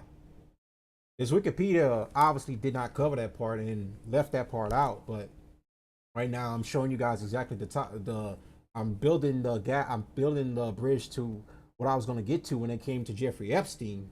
Show you exactly who's he in bed with. So was really the template for modern day oligarchs. I mean, he was really one of the first. And then at the same time, you had a guy who was also a super spy for Israel. I mean, Maxwell was also feathering his own nest. So you had someone who was doing Israel's bidding and also doing his own. And Israel was willing to sort of look the other way. I mean, why not? I mean, because of what he gave them. I mean, he got access to everybody within the Soviet Union.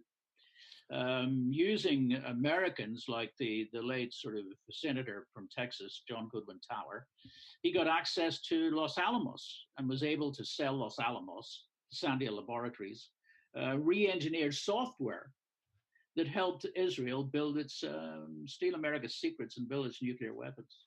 So let me start by this, because not everyone is saying exactly what you're saying. You're saying very definitively that he was a spy for Mossad. So how do you definitively know that? Well, first of all, we knew his handler. His handler was one of the sources for our book, and that was Rafi Eitan. And Rafi Eitan was one of the most famous of all Mossad agents. He was the man who tracked down the people that sort of Moscow, that Israel was looking for. And, you know, he was famous within Israel itself. It wasn't just within Mossad. Rafi Eitan was a legend. And he was the one who ran Maxwell when Maxwell was stealing America's nuclear secrets from Los Alamos. We also spoke to other Mossad agents, some who had retired, and some who had been close to the decision to assassinate Maxwell. So, you know, it wasn't just that grouping within Mossad itself. We also had confirmation from other people who were connected to Israeli intelligence. So, but he denied it his entire life, correct? Yeah, well, nobody really asked Maxwell. Nobody was sort of saying to Maxwell, by the way, are you a member of, you know, nobody really had the audacity to ask Maxwell too many questions like that anyway. And, you know, a lot of people might have suspected that, oh, well, he's working for, you know, the British, or maybe he's working for the Americans. He was working for himself, and he was working for Mossad, but also he helped, of course, the KGB. Okay, so I want to get to KGB. So bottom line, Israeli government has never acknowledged it, and he's never acknowledged it, but you're just saying you have highly credible sources within Mossad that confirmed it to you.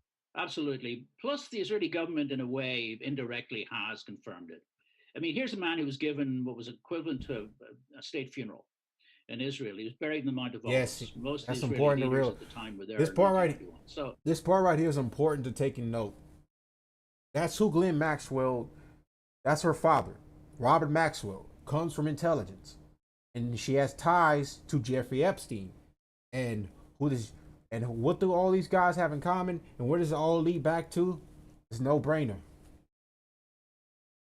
You can look at where the power of Jeffrey Epstein came from. Where exactly it's still ambiguous about. Of course, he had a Lex Wexner, who was also one of his big backers. Let me go ahead and show you his face. These are all the players that were in the Epstein camp, pretty much.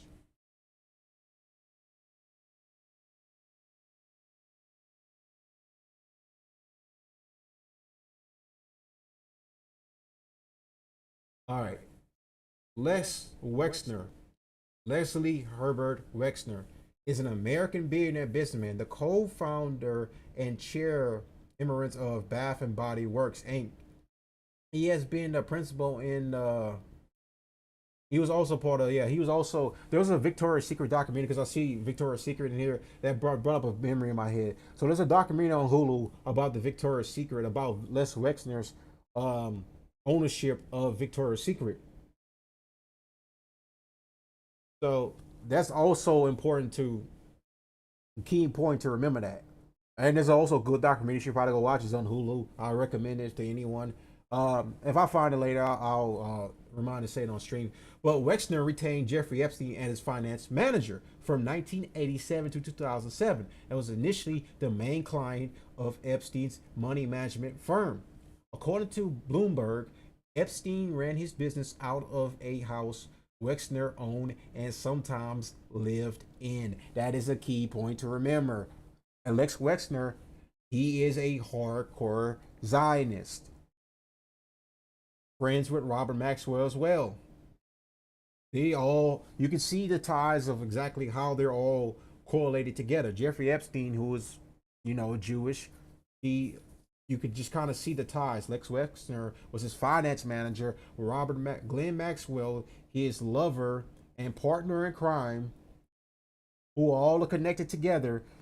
And also through her father, who also was involved in some capacity with Jeffrey Epstein's life and everything that was going on between his underground doings, his underground wrongdoings when it comes to trafficking children. You can see how this all ties together. You've got some of them saying Maxwell did so much for this country that can't really be revealed. And you can also start to understand why it is that the GOP is pushing so hard to not get transparency when it comes to these files. Why is it that we don't have the files yet? You're starting to understand probably why. I mean, it's not hard to look at the GOP and look at all of America and realize, like, you can see besides the American flag in some of their offices, you see what other flag is prominent in the offices of all these government officials. It's not just the American flag. It's the Star of David flag. It's the Israeli flag. And it's believed that Jeffrey Epstein was trafficking these children for Israel. He was bribing, blackmailing a bunch of top officials for Israel. That is what is believed. Of course, can't confirm that, whatever, because we don't have the files or whatever, but it's been well known that some of these major clients of Epstein, who he put them in a bad predicament by getting their hands caught with their hands in the cookie jar, basically. That's what many conspiracy theories have come to the conclusion of, which for me is not a conspiracy anymore, because you can look at exactly who's all around Epstein. Lex Wexner, Robert Maxwell, Glenn Maxwell, Roy Cohen, Trump's mentor. It's well known about Roy Cohen. He's got his own controversies too. Like I said, I'll do a story about Roy Cohen at some point. Now, if he's just but you can start to see like all the ties together, how this ties back to one major reason why we're not getting transparency when it comes to these files. Businessman, you're going to reveal it all and say, well, he set up this company and that company. What can't be revealed is something that is secret. So that was the admission that was made on that particular day. One Israeli leader said, he strode across the world like a colossus. Well, he wasn't his nemesis, Rupert Murdoch, but he still was. I mean, a very big figure internationally. He owned the Daily News in New York. He owned the Daily Mirror in London, and he had businesses everywhere. So what really, in your opinion, drove him? What was his passion? What was extremely important to him in life? Money. He was a narcissist. He was a man who wanted to be sort of striding across the world as one of the wealthiest men in the world. I mean, he resented Murdoch because he wanted to be bigger than Murdoch. I mean, Maxwell was always about money, no matter how he had to acquire it. And he had absolutely no... What about personal convictions? Personal convictions? Well, he was an MP at one stage. It's hard to know. His only personal convictions, I would suggest, was that he wanted to help Israel. And he was quite willing to do all kinds of things, really, to get Jews out of Russia, and he did. And he used his contacts with the KGB to do that. So one can't sort of separate that from Maxwell in terms of his personality. He was a very important figure in terms of rescuing a lot of Jews who were trapped within the Soviet Union. So we have that aspect to him as well. And a lot of that is really forgotten, I suspect, in the writings about Maxwell. It's not forgotten by Israel. And that's why, of course, they gave him such a wonderful send-off. So he was an Oscar Schindler character, at least half of him. Yes, part of him was. I mean, he used his contacts with Russian oligarchs like Semyon Mogilevich, and also with Khrushchev, who's was the KGB chief, because he was also. All right, I'm not gonna watch the entire thing. So that's just pretty much what I wanted to just. I tied it all together pretty much for everyone to understand exactly why we're not getting transparency, why we're probably never gonna get transparency, because like the files they release now is not good so far. And you always hear this thing that if Trump was in the Trump is in the Epstein files. He was mentioned in the Epstein files. And the reason why, like, you hear some of these modern Republicans or people like Tim Pool said that, well, if the Dems knew Trump was in the Epstein files and he did funnel kids, then the Democrats, when Joe Biden was in office, would have released it by now. They're in it too. Both sides are in the file, so it doesn't really matter. Both sides are in those files. So the information is out there. If you go to like some very prominent Epstein researchers, you'll find stuff like that, especially when it comes to Martin Dillon. Another one is Ryan Dawson. He's also a good one. You go to some of these guys that have studied Epstein and know it can put all the pieces together and point you in the direction of who exactly is in those files and who has ties to Epstein and who was on those islands and who's funneled those kids. So we're gonna get back to the live from Fox. Thomas Massey, the representative from Kentucky, and others seeking to make the public's file in We'll a turn my air off. discharge I'm petition. So potentially getting past this in a big way today. There may not have to be a vote on the floor of the House. Let's take you right now, though, out to some comments from James Comer after meeting with some of these victims earlier on today. And this comes as we're also watching some 30,000 documents, pages of the Epstein files being released. Well, we've subpoenaed thus far in the initial batch.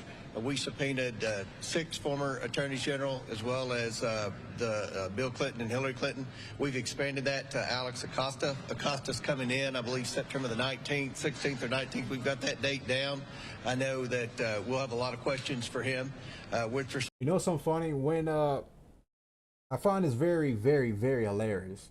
So when Trump crashed out on his base, that were pushing when he's crashing out on his base, who were very unhappy about the transparency about the Epstein files, you know who agreed with him, right? Hillary Clinton. And she was like, yeah, we do need to stop worrying about the Epstein files, need to move past that and move on from that and worry about other serious matters. And Bill Clinton's also accused of being on the island and being there, which he apparently has been to Epstein's island. But hey, we all know Bill Clinton did it. We all know that. I mean, the guy's a perv. So, but of course, it's not surprising that his wife would agree with Trump about let's move past the Epstein files. It's irrelevant to worry about them. They don't matter.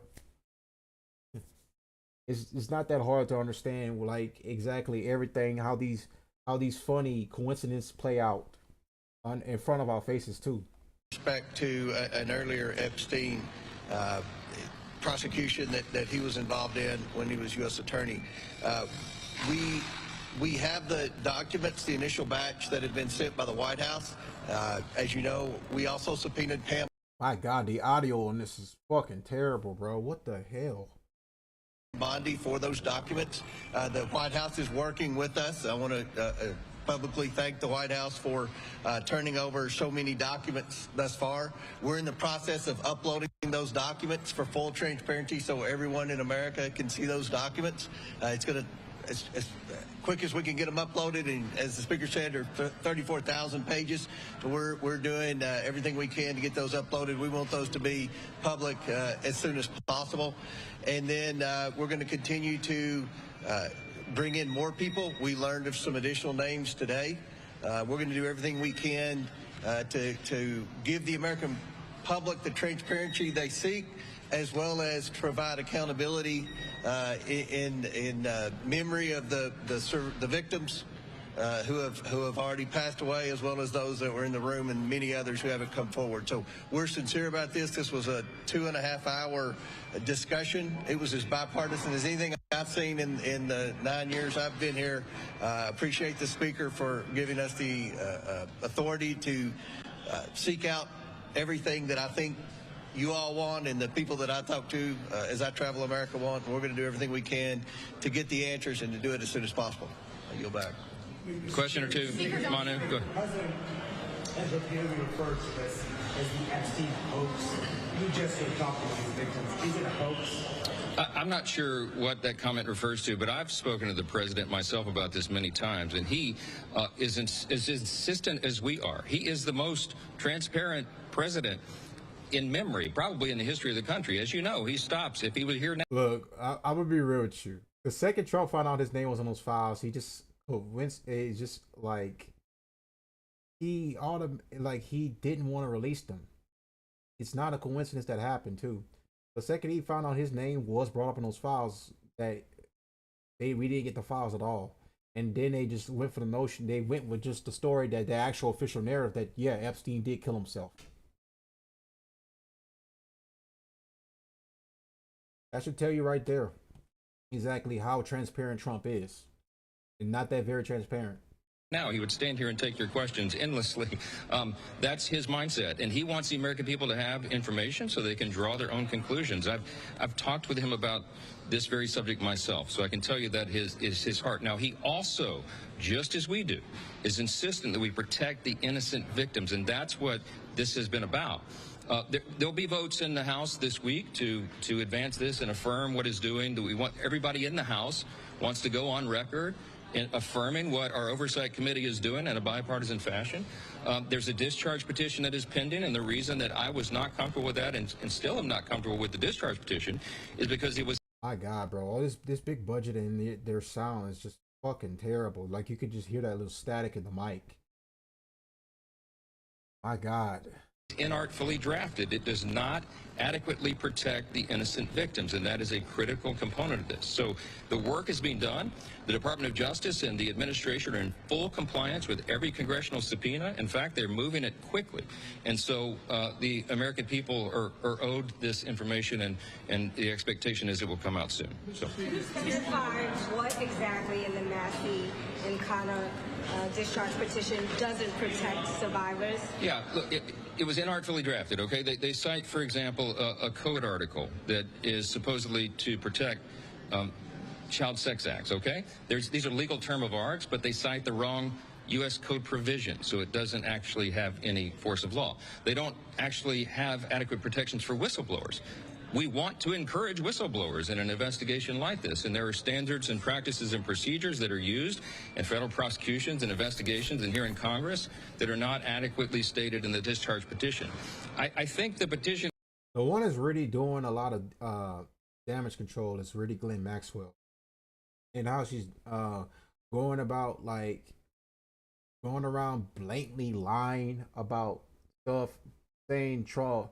Well, I believe Trump didn't funnel no kids. I agree with that. I don't think Trump funneled no kids. But to sit here and say Bill Clinton didn't do it, and to get here and say that Epstein wasn't working with nobody.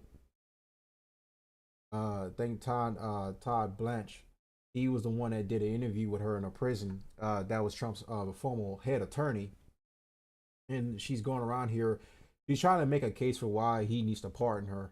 Why she should be pardoned. Because she was moved from like the facility that she was at. I heard it was a very bad facility, and now the one she's got moved to was more accommodating for her. So she's basically doing like sort of like cleanup and basically lying out of her teeth to basically make a case for why she needs to be pardoned. So, like I said, you can gotta see, you gotta see like where this is going, because like the Trump administration obviously found out some stuff. That's why they're not being full transparent when it comes to these files. And Ghislaine Maxwell, my bad, is going along with this and also trying to do her in to play a role in it to plead her case for why she should be pardoned. It's very interesting that, times we're living in when it comes to these Epstein files, this saga. In itself is effectively a moot point now because all of this is happening. What the House Oversight Committee is doing, what they are actually gathering, is everything that was requested in the discharge petition, plus even more. And it actually has the force of subpoena, the effect and force of law, which is why it's actually happening right now, where the discharge petition does not lead to that. So it's not a lawmaking exercise. It's superfluous at this point, and I think we're achieving the desired end here. Yes, Speaker Johnson. You're just listening in there to Speaker Mike Johnson saying the desired end here, as James Comer there, the representative, also saying this was the initial batch of Epstein files being released, some 30,000 pages. It's going to take some time to look through what's in it or also maybe what's not in those documents. Of course, this from Fox News is the House Oversight Committee releasing these 30,000 pages of these Epstein files. Let's be joined right now for more on this from Desiree News congressional reporter Cami Mondo. Thank you so much for joining us here on Live Now from Fox, and it's perfect timing that we have you join right at this exact moment. What do we make of this? How big of a deal, and what are you looking for in these pages? Right. I think I speak for a lot of people that these pages kind of came out a little bit sooner than we anticipated. We do know that the DOJ had handed over these files previously, but I don't think we expected it to be so quickly that they could go through all of these pages and obviously redact the information they said that they were going to. But I also don't think anyone expected that they would drop in the middle of debate in the House Rules Committee, where they're talking right now about whether to vote on releasing these.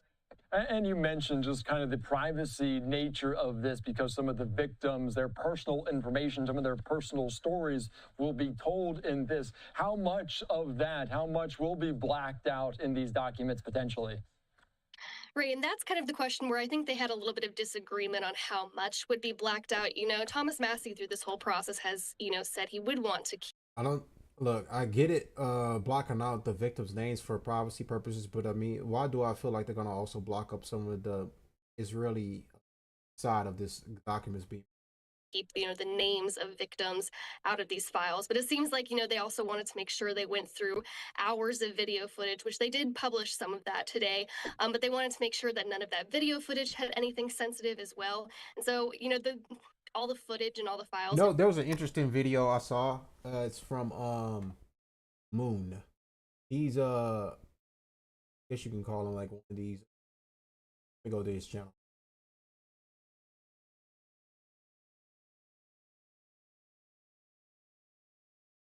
Jeffrey Epstein, how a government spy blackmailed America. This is a good video right here. What if I told you Jeffrey Epstein, the disgraced financier, never really existed, and that the man we all think we know was just the... That's exactly what the Trump administration is basically trying to imply. Like, everything that he did never existed. Like, he never blackmailed nobody. He was never real. Like, that's basically what the Trump administration is trying to imply. We're trying to get rid of, like, this lack of transparency from them about these Epstein files. Face of a CIA and Mossad operation designed to control the very people we believe run our world. It's been 6 years since his passing, and yet here we are still talking about him. And the questions only continue to pile up with absolutely no answers. Questions like, how does a college dropout from Brooklyn become one of the most connected men on earth? How does someone with no legitimate business model sustain a billion-dollar lifestyle? Why did powerful institutions protect him for decades? And perhaps most importantly, who was really funding and using Jeffrey Epstein to begin with? Because the more you look at this whole scandal, you realize we've been asking the wrong questions this whole time. We've been trying to understand Epstein as some criminal financier, a socialite. But what if he was something else altogether? What if everything he built was designed to compromise the most powerful people on earth? Because when you actually try to explore the mechanics of how his empire was built, something strange begins to emerge. The trail goes cold, and then it becomes very clear that there's far more to this picture than we're told in the media. At his peak, Epstein was worth an alleged $600 million, and his lifestyle would have cost some $40 to $60 million per year to maintain. In the US Virgin Islands, he owned not one but 2 private islands. Little St. James, 70 acres of Caribbean. That's impressive for a guy like him, especially being a dropout. But like I say, you look at who was backer, who was his finance manager. It was Lex Wexner. Remind you, Lex Wexner was his finance manager, and he was very loaded. He made sure Epstein was able to keep up with this lifestyle. Paradise came complete with the main residence, guest villas, a library, a movie theatre, and staff quarters for the 70 employees who kept the operation running. The second island, Great St. James, was 165 acres that he purchased for $18 million. Then there was the 7,500-acre Zorro Ranch in New Mexico, larger than Manhattan with an airstrip long enough to handle his private jets. And there's a Palm Beach mansion, a Paris apartment, and other properties we probably don't even know about. He also owned a stunning Manhattan townhouse, 21,000 square feet on the Upper East Side, the largest private residence in New York City, 7 stories and 40 rooms of marble. As we all know by now, Epstein's parties brought together an impossible mix of Nobel Peace Prize winners, tech billionaires, politicians, and celebrities. These weren't just casual gatherings, these were lavish events that cost hundreds of thousands of dollars each, featuring private chefs, rare wines, and entertainment that kept the world's most powerful people coming back for more.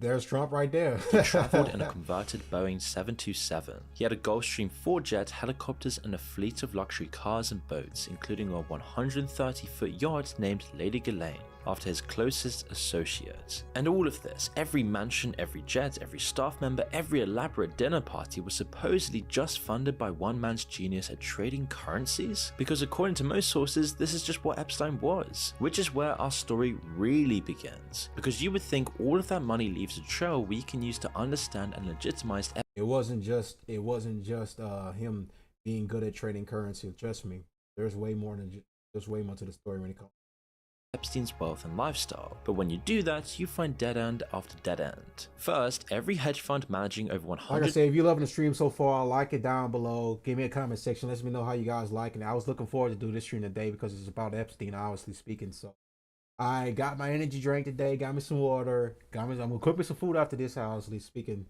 And probably thinking about doing 2 streams tomorrow, doing a morning stream, and then I'll do my usual night show for everyone.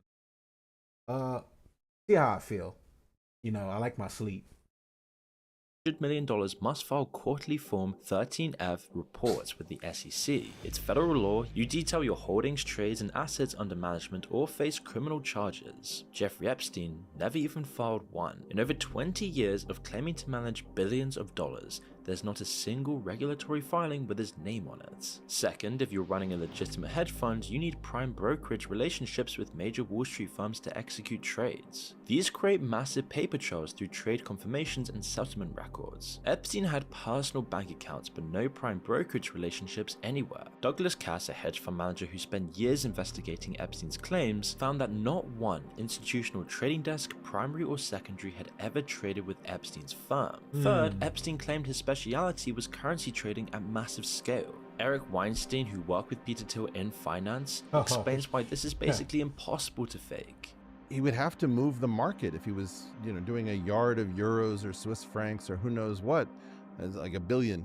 That would move the market. So there's no way you can fake retroactively a hedge fund of immeasurable size that trades currencies. I don't think he was a currency trader. If you're moving billions in forex positions, you're tangibly affecting global exchange rates. That leaves permanent, verifiable traces. When Weinstein met Epstein face-to-face in 2004, the trading genius couldn't even discuss his area of expertise. He was a weird guy who didn't seem to know a lot about currency trading, claiming to run a multi-billion-dollar FX hedge fund. The meeting with Epstein was deeply unsettling. Weinstein described the fact that he had a lipstick camera pointed at me from an art object, that he laid a table that was preposterously long and thin with a tablecloth made of an American flag to make it look like a coffin so that I would spill my coffee on the flag of my own country. That sounds like a script from a movie.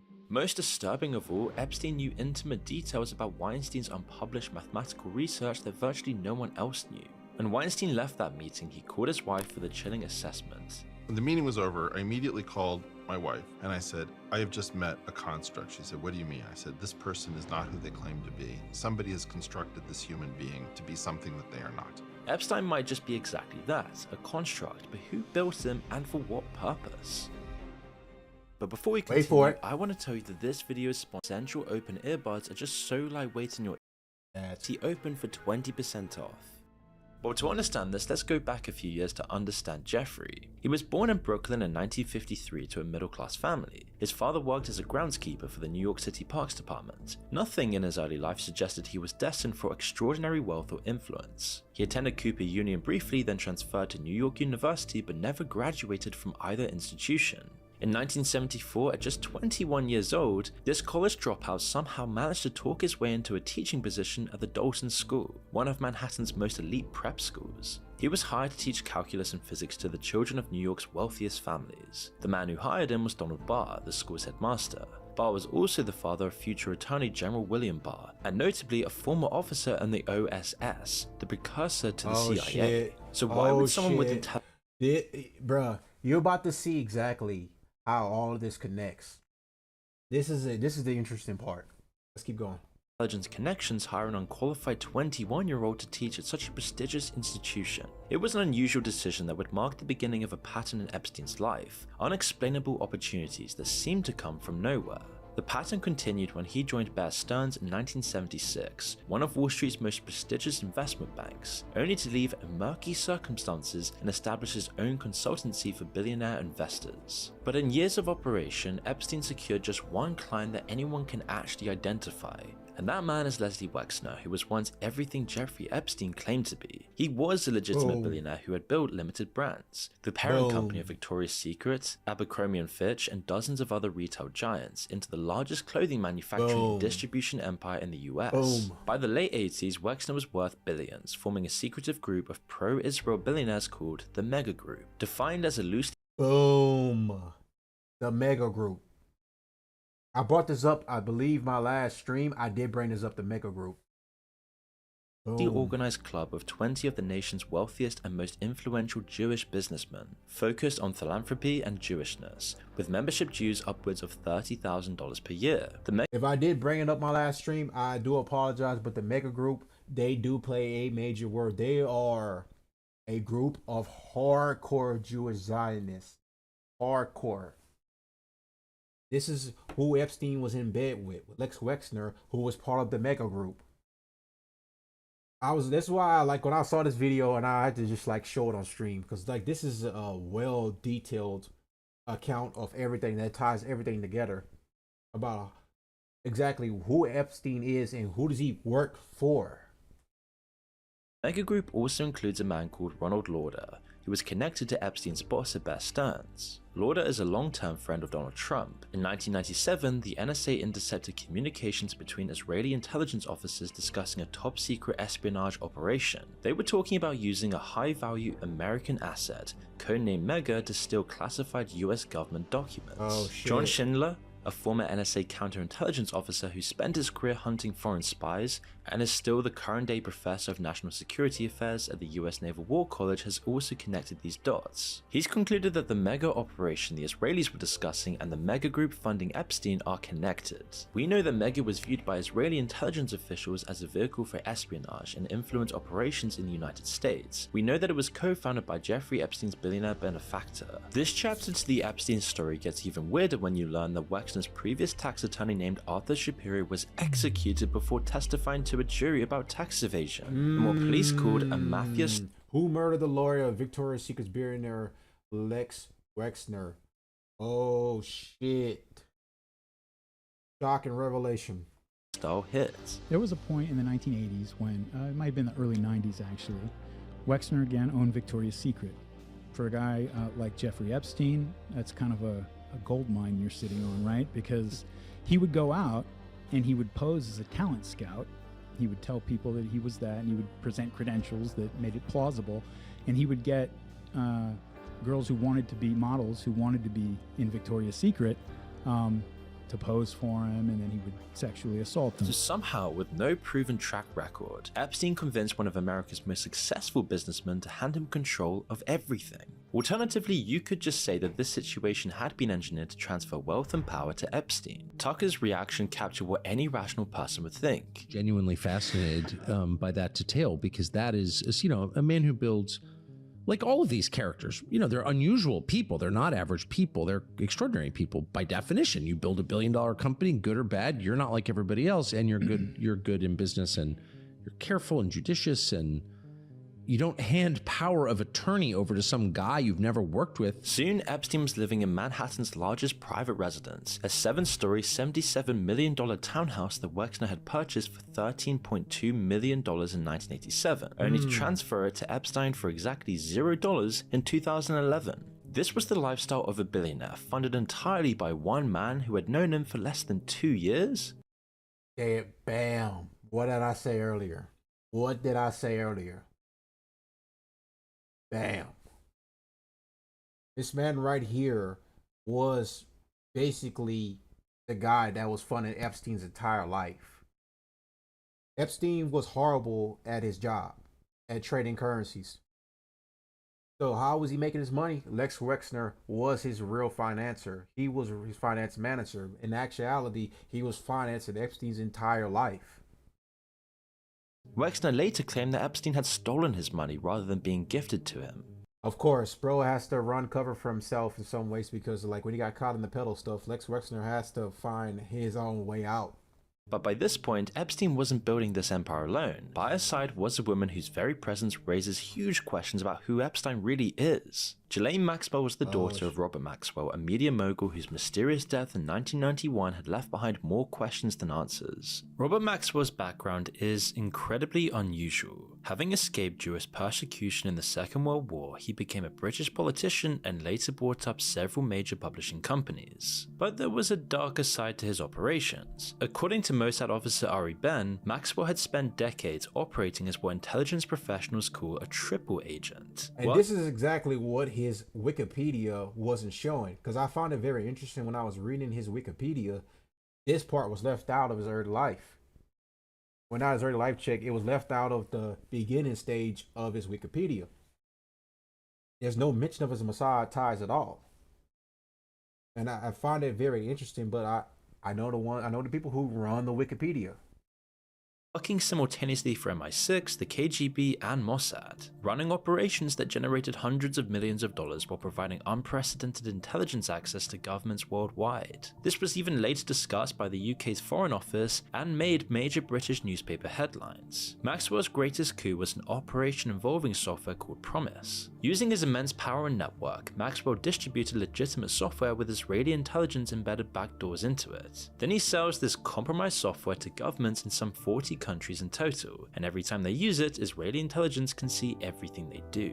Now, Maxwell had been traveling on the yacht Lady Ghislaine, named after his daughter, when he was suddenly found dead floating in the Atlantic Ocean. 3 different pathologists couldn't agree on the cause of death, which was suggested to be a heart attack. His Mossad connections were all but confirmed when he received an Israeli state funeral, with the Israeli Prime Minister Yitzhak Shamir declaring that Maxwell had done more for the state of Israel than can now be said. Within months of her father's death, Ghislaine Maxwell had moved to New York and became Jeffrey Epstein's closest associate. Stephen Hoffenberg, who worked with Epstein in the 80s, claimed Robert Maxwell introduced Epstein to Ghislaine before his death. This all happened in the same year that Epstein took over Leslie Wexner's finances, and you can really see how these two events collided, and the timing is very suspicious. So now, a woman who had grown up in the world of international intelligence operations was now managing the social calendar of America's most mysterious billionaire. The stage was set, and as Jeffrey Epstein's power grew, so too did the scope of what he was being used for. Now let's confront the topic that's been on everyone's minds. What exactly was he doing at those elaborate parties for the super rich? How might they have benefited Epstein? Well, at the center of Epstein's network is... This is the most important part I want you to pay attention to. This is the most important part. What was he exactly doing these parties? And I mentioned it earlier. Now you're going to hear Moon explain it more. Expound more on it, honestly speaking. Because I only gave you the tip of the iceberg. But he's going to give a little bit more detail about what exactly happened.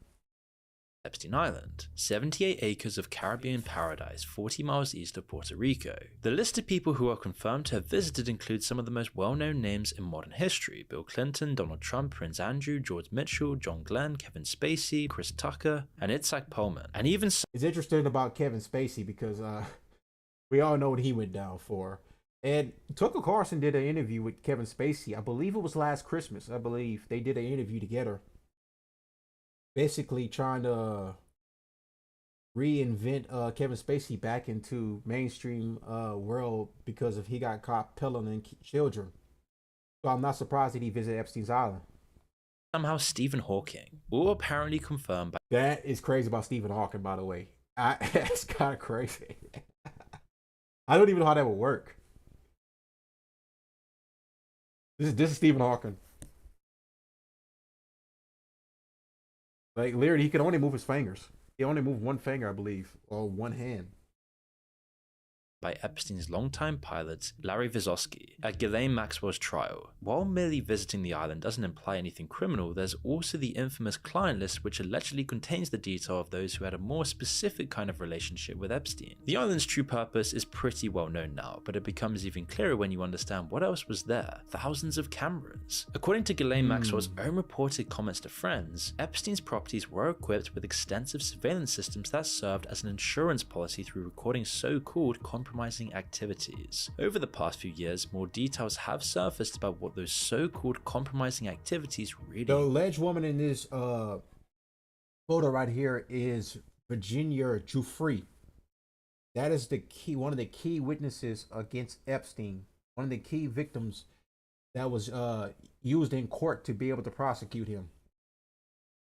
Include. One of Epstein's most well-known accusers, Virginia, described being flown to the island repeatedly where she was passed around like a platter of fruit, being shared by Epstein's powerful associates. The island became the ultimate venue for what prosecutors would later describe as systemic abuse involving dozens of women. But the island was just one stage in a larger theater of dark psychological intimidation. The Manhattan townhouse Epstein received from Wexner shows a more surreal side to Epstein's operations. The New York Times published photos from inside that looked like something from a fever dream, with framed prosthetic eyeballs lined in the entryway, a grotesque welcoming committee for visitors watching everyone who entered, a sculpture of a woman in a wedding dress clinging to a rope, dangled from the ceiling like a warning, paintings of Bill Clinton in a dress shown to everyone, lining the walls with photos of Epstein. Whoa, I didn't see that in the New York Times Post.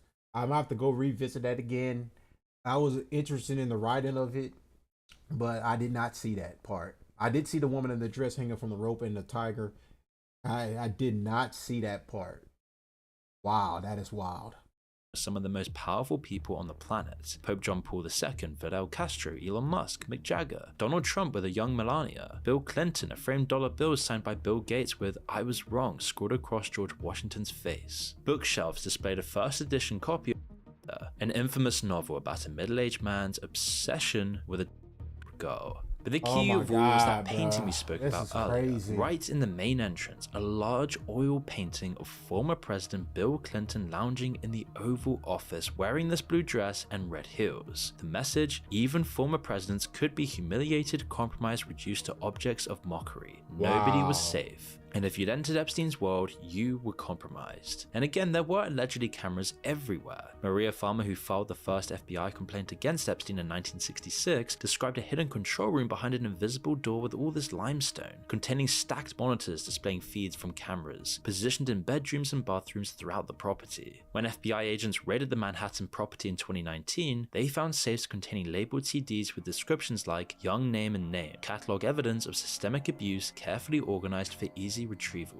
In a recent Joe Rogan podcast, Joe asks former CIA agent Mike Baker over whether he'd come across such an operation before. You think this freak show of Epstein wasn't like, it didn't have hidden cameras or wasn't taped and shit? Or what? I mean, come on. So 100%. Yeah. But Mossad, whoever it is that was involved in this intelligence gathering, I mean, I'm just guessing. I have no idea. But there's fucking pinhole cameras all over that house. But it actually gets worse. The deal also granted immunity to any unnamed co-conspirators, effectively protecting Epstein's entire network of powerful associates. And the whole arrangement was kept secret from the victims, which violated federal law. When Acosta was later asked how he could justify such an arrangement, he said, "I was told that Epstein belonged to intelligence and to leave it alone." That is a key point right here.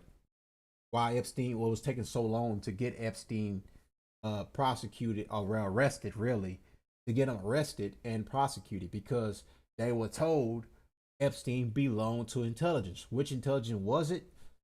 Well, as you can see through in the video, he's tied to Israeli intelligence. Alone. The case was above his pay grade. This led many to conclude that powerful forces were protecting Epstein at the time. It seemed that the situation was being influenced to keep the Epstein operation running for a bit longer. 10 years down the line, the second time Epstein was arrested would be the last. And this time, the charges were much more serious, carrying a potential 45-year sentence. And that's when the lid blew off the whole story. An operation that was probably designed not to be around in the internet age was now being discovered by everyone. Finally, the man who had spent decades collecting blackmail on the world's most powerful people was behind bars. People were outraged that this could possibly even happen behind closed doors. Everybody wanted answers. Was this some kind of eyes wide shut scenario? Suddenly, every politician, every celebrity, every business leader who had ever been photographed with Epstein was rushing to explain their relationship. Trump, who was now president, suddenly had to explain why he'd called Epstein a best friend, a terrific guy in 2002, and said he likes beautiful women as much as I do, and many of them are on the younger side. Trump claimed they then had a falling out years earlier and that he'd banned Epstein from Mar-a-Lago for being a creep, but the details just kept on changing. Like I said earlier, he said he was a creep, but then it changed that he was stealing staff members from Mar-a-Lago. So the story kind of flip-flopped basically, so you don't know which one is true or not. 2004 or 2007. The timeline shifted depending on when he was asked. Even Epstein said they were best friends for over 10 years. That was quite a shame. Bill Clinton's people issued frantic statements about how the former president had not spoken to Epstein in well over a decade and knows nothing about the terrible crimes. Prince Andrew went on BBC and gave one of the most disastrous interviews in royal history. This guy right here, Prince Andrew, was Virginia Giuffre's main alleged abuser. Like, he was mainly with Virginia Giuffre, I think, the most. And this guy's had to do damage control. Even well to this day, he's still doing damage control. Claiming he couldn't sweat due to a medical condition, didn't even remember meeting Virginia despite photographic evidence of them together. See, there you go right there. Walls surrounding Epstein's finances also started to collapse, and what people found inside looked nothing like a legitimate finance professional's affairs. JP Morgan had been Epstein's primary bank for 15 years, and internal bank documents show that compliance officers knew something was wrong as early as 2006. He was making huge withdrawals every month while financing his billionaire lifestyle. They didn't want to act on it though, as Epstein was bringing in wealthy clients. Jess Staley, a senior executive, exchanged 1,200 emails with Epstein and even visited his private island. Many of these emails contained weird, unexplained references, such as Snow White, which seemed to pop up repeatedly. A lawyer recently said Epstein's entire business with JP Morgan and JP Morgan's entire business with Jeffrey was human trafficking. Oh, shit. Senator Ron Wyden spent 3 years investigating Treasury Department files and claimed to find 4,725 wire transfers, totaling nearly $1.1 billion flowing through just one of Epstein's accounts. Wyden said many payments were associated with sanctioned Russian banks. 4,725 wire transfers, adding up to nearly $1.1 billion flowing in and out of just one of Mr. Epstein's bank accounts. And we will probably know what allegedly happened next to Epstein, but to say things don't add up might be the understatement of the decade. First, both cameras outside his cell had malfunctioned. The guards assigned to check on him every 30 minutes had fallen asleep suddenly and falsified their records for 8 hours. His cellmate That is the most key, that is one of the most inconsistent stories right there. The guards said they fell asleep. They were very tired from the night prior. The cameras malfunctioned just so happening to be that night that he allegedly offed himself. That's the story. That's the part of the stories right there that just gets people's heads spinning. Like, what's really going on here? had been removed the day before without replacement, leaving him alone despite regulations requiring a cellmate for someone on the watch. The surveillance footage that should have captured everything was later found to be edited, with metadata showing it had been modified using Adobe Premiere Pro. When forensic experts examined the video, they found nearly 3 minutes were missing. Government officials claimed there was only one camera recording, but there were actually 11 cameras in the area. Most just mysteriously stopped working before Epstein's death. While NYC's medical examiner agreed with the official account of what happened to Epstein, Dr. Michael Baden, the pathologist hired by Epstein's family, said he'd more likely been strangled. We may never know what happened that day, but the chaos around Epstein was only intensified. His accomplice Maxwell, who was arrested after Epstein, has somehow avoided much of it, after recently being moved by Trump from a low security prison to a minimum security facility. And this new facility has a reputation for feeling like a campus more than a prison, and is often reserved for celebrity guests. It's highly unusual for someone with trafficking convictions, and seemed to happen just 1 week after she met with Trump's Deputy Attorney General Todd Blanche. Just actually let that sink in. This is how the justice system deals with abuse on an industrial scale. Others connected to Epstein's web suffered a much worse fate. Virginia supposedly unalived herself at her farm in Australia, making 3 Epstein accusers deceased since 2017. Wow. At least 22 people connected to Epstein died under very suspicious circumstances, Stephen Hoffenberg among them. He was the last living person to have known Epstein since the 1980s. Hoffenberg described Epstein's operations as national security issues involving this story just gets deeper and deeper and deeper right now. Even to this day, it's still the most head-scratching story of them all. involving, quote, blackmail influence trading information at a level that is very suspicious and dangerous. He was cooperating with the FBI when he died of natural causes. Meanwhile, Trump has returned to the White House promising to release all the Epstein files, with the entire case becoming a football kicked between one side of the American political spectrum to the other. The head of the FBI, Kash Patel, came on Joe Rogan to say there was nothing suspicious about the tapes. He hadn't seen anything, as he apparently personally reviewed all of them, and so we should all just move on and forget about it. 15 years of people. You could just look at Kash Patel's face right now and just look like he saw something that he wasn't supposed to see in those files. Like, I'm looking at his body language. I'm studying like how he looks at this picture. I mean, at this pause video, and he just looks like he saw something that he wasn't supposed to see, and it kind of scared him shitless to the point now he's changed his tune from "there's something in those files" to "no, he killed himself." Coming in and creating fictions about this that doesn't exist. Where's the videotape? And he was one of the ones leading up before he got sworn in as FBI director. He was one of the ones that was very, very adamant about wanting to get to the bottom of Jeffrey Epstein and release the files and to figure out what the hell's going on and why is the government, before he was sworn in as FBI director, was covering for a pedophile. And now he's changed his tune. So there's no telling exactly what made him change his tune, because what did he see in those files that just suddenly just made him flip? Epstein Island of X, Y, and Z committing these frauds. Why haven't you given it to us? Do you really think I wouldn't give that to you? And the Justice Department has now delivered what they so desperately want to be the final blow. In a memo, they concluded there was no client list, no evidence of blackmail, and no reason to release any additional files. The case... So basically, they're just coming to the conclusion that he trafficked children to himself. That's basically what this implies. Like that's basically what they're saying. Like, he trafficked children to himself. Jeffrey Epstein's not real. That's if I gotta put this on a broader perspective for everyone. They're basically saying, oh, he trafficked nobody. Jeffrey Epstein's not even real. He doesn't even exist. That's basically what they're alluding to.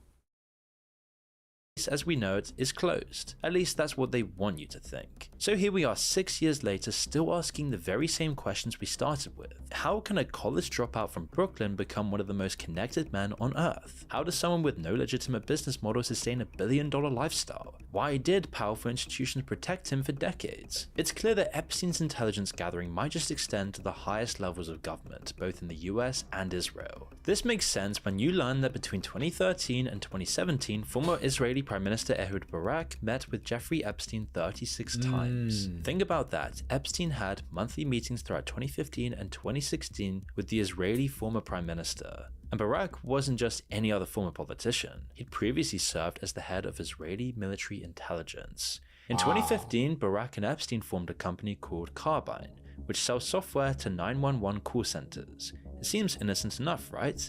The software gives emergency services access to callers' cameras, their locations, and runs their identity through government databases. Investigative journalist Daryl Cooper explains this to Tucker Carlson. Jeffrey Epstein provided the seed money for a tech company. And like I said before, I believe, like I said, the previous stream that I did talk about Jeffrey Epstein, I did bring up Ehud Barak. I did speak about him. Now, you're going to understand, I forgot to also mention him in my earlier assessment of my earlier thoughts about exactly Jeffrey Epstein's ties to Israel. That was his besides Robert Maxwell, that was his major tie, was Ehud Barak. Ehud Barak, Robert Maxwell, Glenn Maxwell, Lex Wexner, the Mega Group, all these things are adding up together basically to show you exactly who Epstein was in bed with. He wasn't just in bed with American intelligence, he was really in bed with Israeli intelligence. He wasn't a Mossad agent, he was a Mossad asset. Company that Ehud Barak started up with a bunch of guys who were veterans of Unit 8200, which is like the Israeli NSA, basically a tech company. However, Carbine's entire executive team consists of former Israeli intelligence operatives. The CEO of the company served in Unit 8200, basically Israel's version of the NSA. The co-founder also served in the same unit, and later worked for BlackQ, the private intelligence firm packed with former Mossad agents. But the American connections run just as deep. Carbine's board includes former Secretary of Homeland Security Michael Chertoff. Peter Thiel, the Palantir founder, is also a major investor, and this fits a broader pattern. The mega group that initially funded Epstein was packed with people connected to US intelligence. Ronald Lauder had served as Deputy Assistant Secretary of Defense and was a close friend of Roy Cohen, a lawyer with deep CIA and organized crime connections, and also the mentor of Donald Trump. Does anything about this sound familiar? Remember how triple agent Robert Maxwell had distributed software that looked legitimate but contained hidden backdoors for intelligence gathering. Now here was Epstein funding software that would be integrated into America's emergency response systems, controlled by intelligence operatives with deep government backing. That's a very interesting parallel between Epstein and triple agent Maxwell, who died on the yacht back in the 1990s. The Chinese government actually uses this— Real quick, I want to tell everyone something right quick. So this is from the New York Times. Jeffrey Epstein invested with Peter Thiel and his estate is reaping millions. Mr. Epstein, the late financier and sex offender, started by pulling $40 million into Baller Ventures, a firm backed by Mr. Thiel. Today, that investment is worth about $170 million. This was released on June 4th, 2025. Jeffrey Epstein, the registered sex offender, met with many powerful people in finance and business during his career, but the financier invested with only a few of them. And one of those people was Peter Thiel, the Silicon Valley billionaire. In 2015 and 2016, Mr. Epstein put $40 million into two funds managed by Baller Ventures, a New York firm that was co-founded by Mr. Thiel. Today, that investment is worth nearly $170 million. According to a confidential finance analysis of the late Mr. Epstein's estate, reviewed by the New York Times in a statement provided by a Voller spokesman, the investment in Voller, which specializes in providing startup capital to finance services tech companies, is the largest asset still held by Mr. Epstein's estate. Some 7 years after he died by suicide in federal custody while awaiting trial on sex trafficking charges. Mr. Epstein's investment with Mr. Thiel's firm has not been previously reported or publicly disclosed. Key interesting stuff right there. Interesting stuff right here. I said this Epstein stuff gets deeper and deeper and deeper, and you look at also Peter Thiel, who I said earlier about his ties to J.D. Vance and his want for a technocratic society, a technocracy as I labeled it. He had major ties to Epstein, and basically Epstein invested into his venture capital firm, his New York firm that was co-founded by Thiel, and now it's worth $170 million.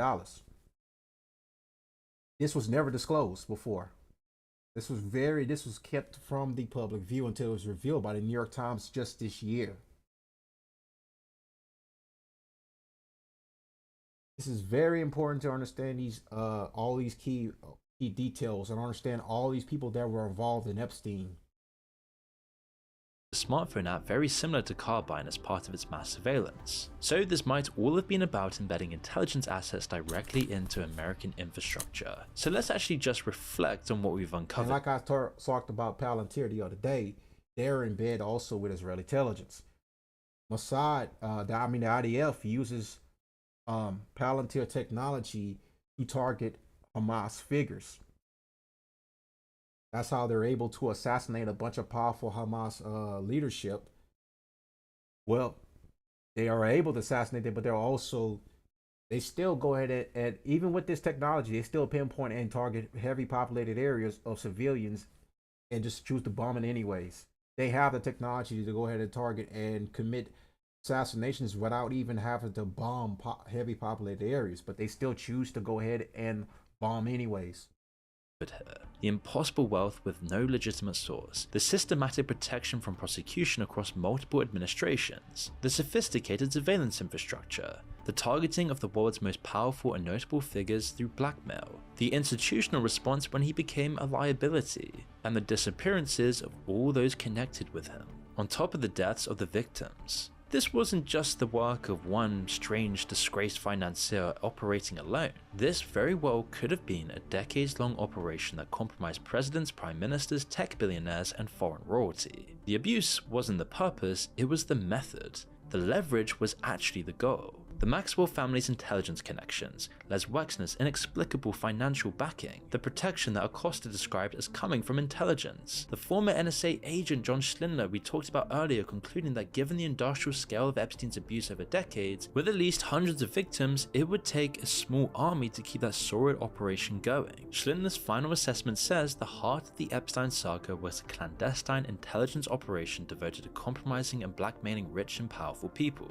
Schindler is a highly respected figure in intelligence and academia, so this is a bombshell assessment that has somehow been confined to a Substack post rather than published widely by the media. In fact, no actual media company seems to be reporting on this at all, even though it's been going on for 6 years and is possibly one of the craziest stories in decades. But it all makes sense when you stop trying to understand Epstein as just a person and start seeing him as what many sources suggest him to be. As Weinstein said, we might just be living in a managed reality. We live in managed reality. I find it interesting that Moon is called another hardcore Zionist in Weinstein. Eric Weinstein is literally he literally is in bed with Israel too. Like he's a hardcore Zionist. Yeah. His words alone literally what he says about Epstein is accurate, but at the same time, Weinstein's also another one of them too. We are all in some version of the Truman Show. Epstein as a construct was eliminated, but the architects who built him and his operation remain in the shadows, and there has been absolutely no repercussions. The main victims have now almost all been silenced and taken out, but the perpetrators have stayed protected. The operation was exposed, but the system is still here, playing its hand today. It might seem to be happening somewhere else in some fantasy land for the rich and powerful, but the skin-crawling truth is that this influences lives everywhere.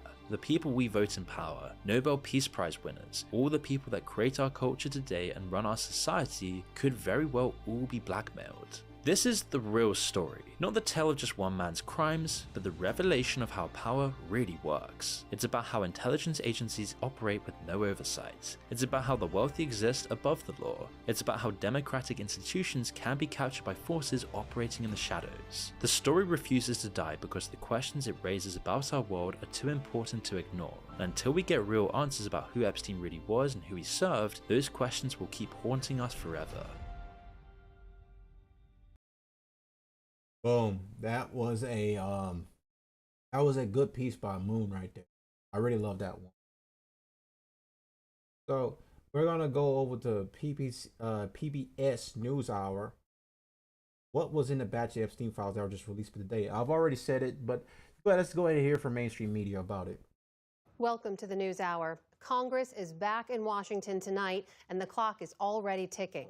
Lawmakers have less than 1 month to avoid a government shutdown. On the table, a fierce fight over billions in spending cuts, some 30,000 pages worth of Jeffrey Epstein-related files that Republicans just posted tonight online, and the Senate moving to fast-track President Trump's nominees. Our congressional correspondent, Lisa Desjardins, joins us now. So, Lisa, it's always great to see you. Let's start with the possible government shutdown at the end of the month. We are weeks away. How likely is it? It is possible. Let's take people through exactly how this is going to work, what we know. First of all, the deadline is September 30th to fund most of government. Now, any deal needs 60 Senate votes. So, of course, that means likely at least 7 Democrats would have to get on board. Now, that's led to this situation where, of course, Democrats know they have leverage here. They don't have leverage in a lot of cases. House Democratic leader Hakeem Jeffries today told reporters, including myself, that he's looking for a bipartisan solution. But what that really means is he wants some concessions. That spending bill has to be both bipartisan, a product of negotiation, and it's got to serve the interests of the American people in terms of their health, safety, national security, and economic well-being. Health, safety, national security, economic, that covers everything. So there's a lot on the table for him, and this is the man really to watch. Senate Democratic leader Chuck Schumer. It's his vote that Republicans will need to get a funding bill through, or it could be his decision to try to go all the way to a government shutdown. It is very much on the table, a risky decision for Democrats either way. The pressure is on them to stand up to President Trump, try and get some policy changes, but some Democrats say a shutdown might benefit Trump. And why are they feeling the pressure this week, Lisa? Right. It seems like the 30th is a long way away. It's not. One reason is because in the middle of the month there will be a recess, a full week. So really it's just about 2 or 3 weeks they have. And remember, they're only in town 3 days a week mostly. Let's talk about the other big news tonight. The House Oversight Committee released tens of thousands of pages of documents related to the Jeffrey Epstein case. There have been Republicans calling for more transparency, and this appears to be a step in that direction. Right. And a reminder, we're talking about Jeffrey Epstein. He's the financier accused of sex crimes. His conspirator, Ghislaine Maxwell, was sent to prison for those crimes. He also was connected with many high-profile individuals, friends with Donald Trump, though Trump has disavowed him since. Here's what we got tonight. Documents like this, 33,000 plus pages of them. But I want to point out, this document, our producer Matt Loffman quickly figured out, is public. This is not something that is special to the Department of Justice. This is something you can find on the Supreme Court's website. This is Ghislaine Maxwell's part of her appeal case. So a lot of this are legal documents. Going through them, we really don't know how much of it is new, but I am told from House Oversight Republicans that these are all the documents that DOJ has given them so far. Democrats have said, first of all, that these 34,000 documents is just 1% of the total. Now, Republicans are worried about something else going on. That's an bipartisan effort by two members of Congress, Democratic Representative Ro Khanna there on the right, and then Thomas Massie of Kentucky. They are trying to make an end run around House leadership. Hold on. Go back right quick. Democratic Representative Ro Khanna. That hairdo. I know I'm not want to talk right now. My God, bruh. Yeah, but shout out to Thomas Massie and Ro Khanna. He's a Democrat, socialist type. But they want transparency. We all want transparency, of course, but we're not gonna get it, obviously.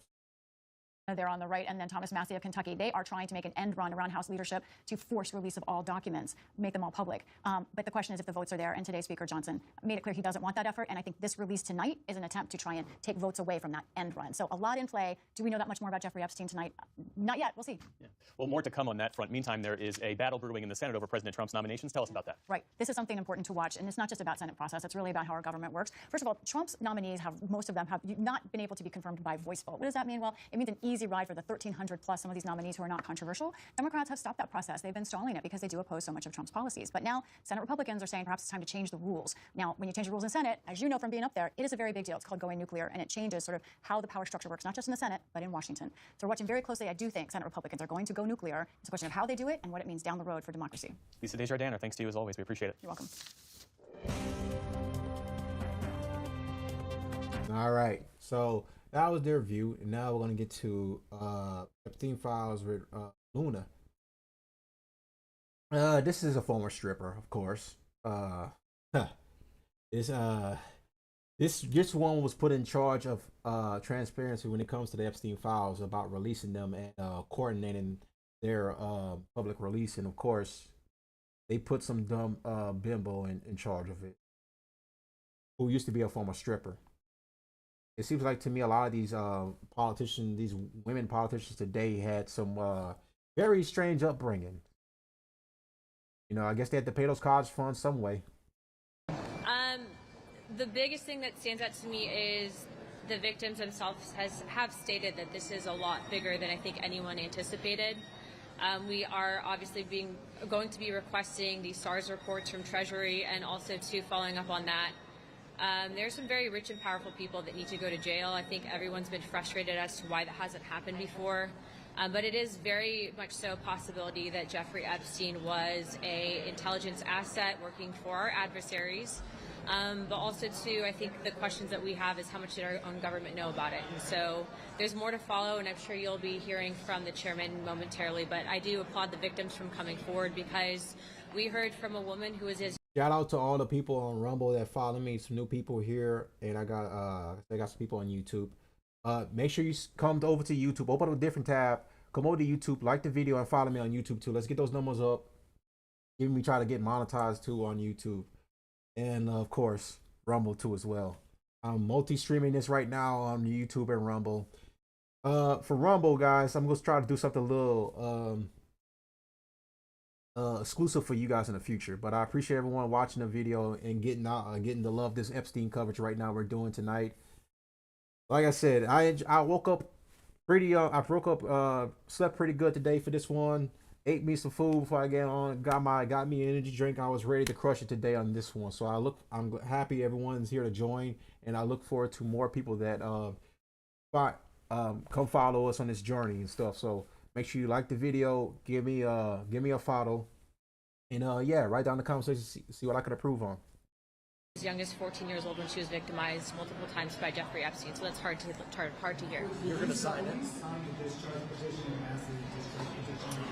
I think that the files will probably be released prior. I don't know why Comer hasn't. I think that he should do it, so it wouldn't even have to come to a vote. But I mean, obviously, I've been a huge advocate, even when I was the only one in Congress calling for the release of this file. So I think I'd be happy to, yes.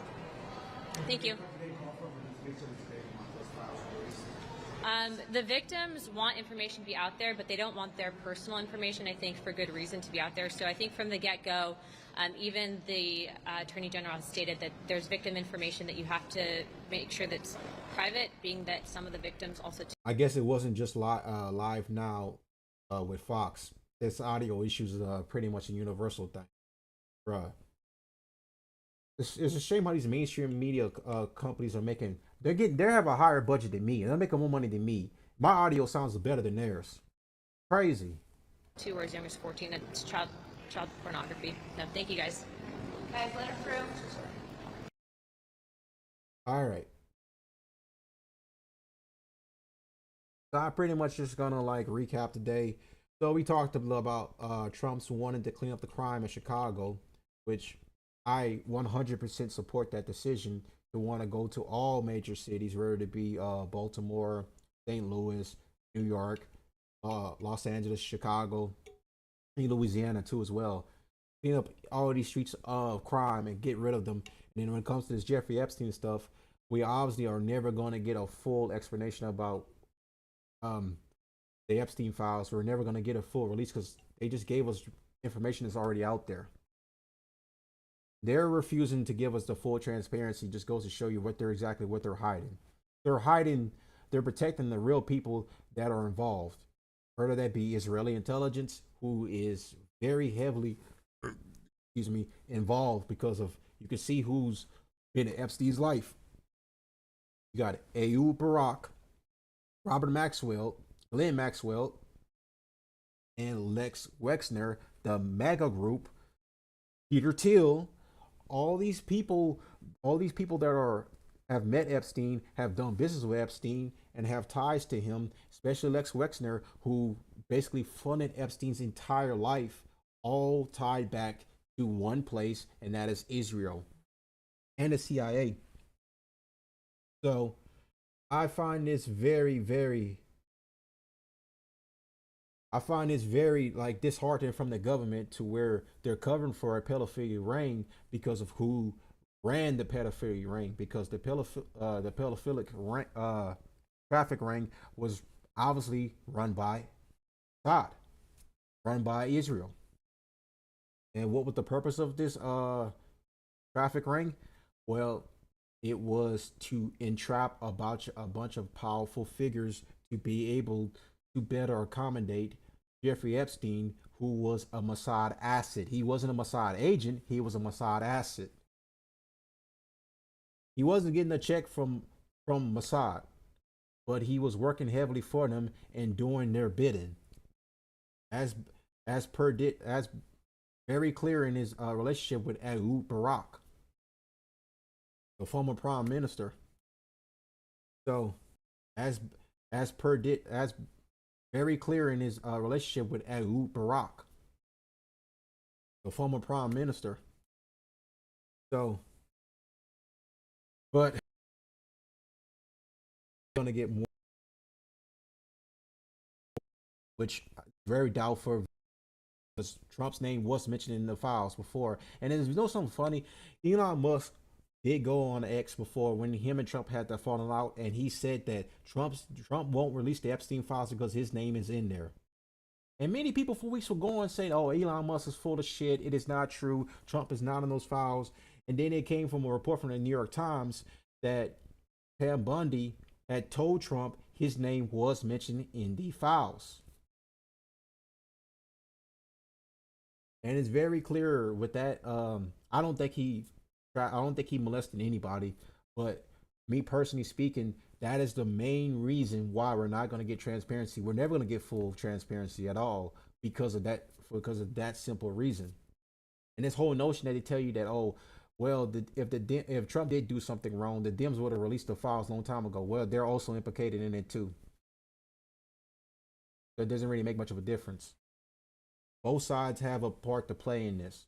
There's a reason why Hillary Clinton is agreeing with Trump that people need to move on from the files and stop fighting for full transparency and full accountability for all these pedophiles that run our government. So, hope everyone enjoyed the stream tonight. We've done 3 hours tonight, so I'm happy everyone came out tonight, and look forward to seeing you guys on the next one. So I'm gonna get off here tonight. We'll be back tomorrow at 8 p.m. But the stream's gonna go live at 8. I'm probably not gonna get on stream till a little bit afterwards. And look forward to everyone coming out. Like I said, hold on one second.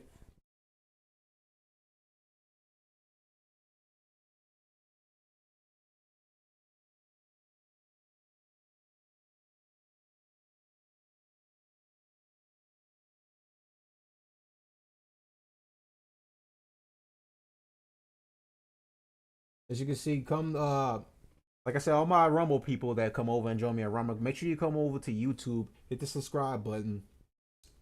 Just show some love to the channel on YouTube as well. And all my YouTube people, go over to Rumble and show some love to the Rumble people over there. But I want to thank everyone for coming out tonight's stream, and I look forward to seeing you guys tomorrow for tomorrow's stream. Make sure you like the video, hit the comment section, let me know how you feel about the stream, let me know how you like it, how you love it. And yeah, so I'm out of here, and I'll see you guys tomorrow. 8 p.m. the stream goes live. I won't be on air immediately at 8, but I will be on like maybe 20 30 minutes after. But yeah, see you guys tomorrow.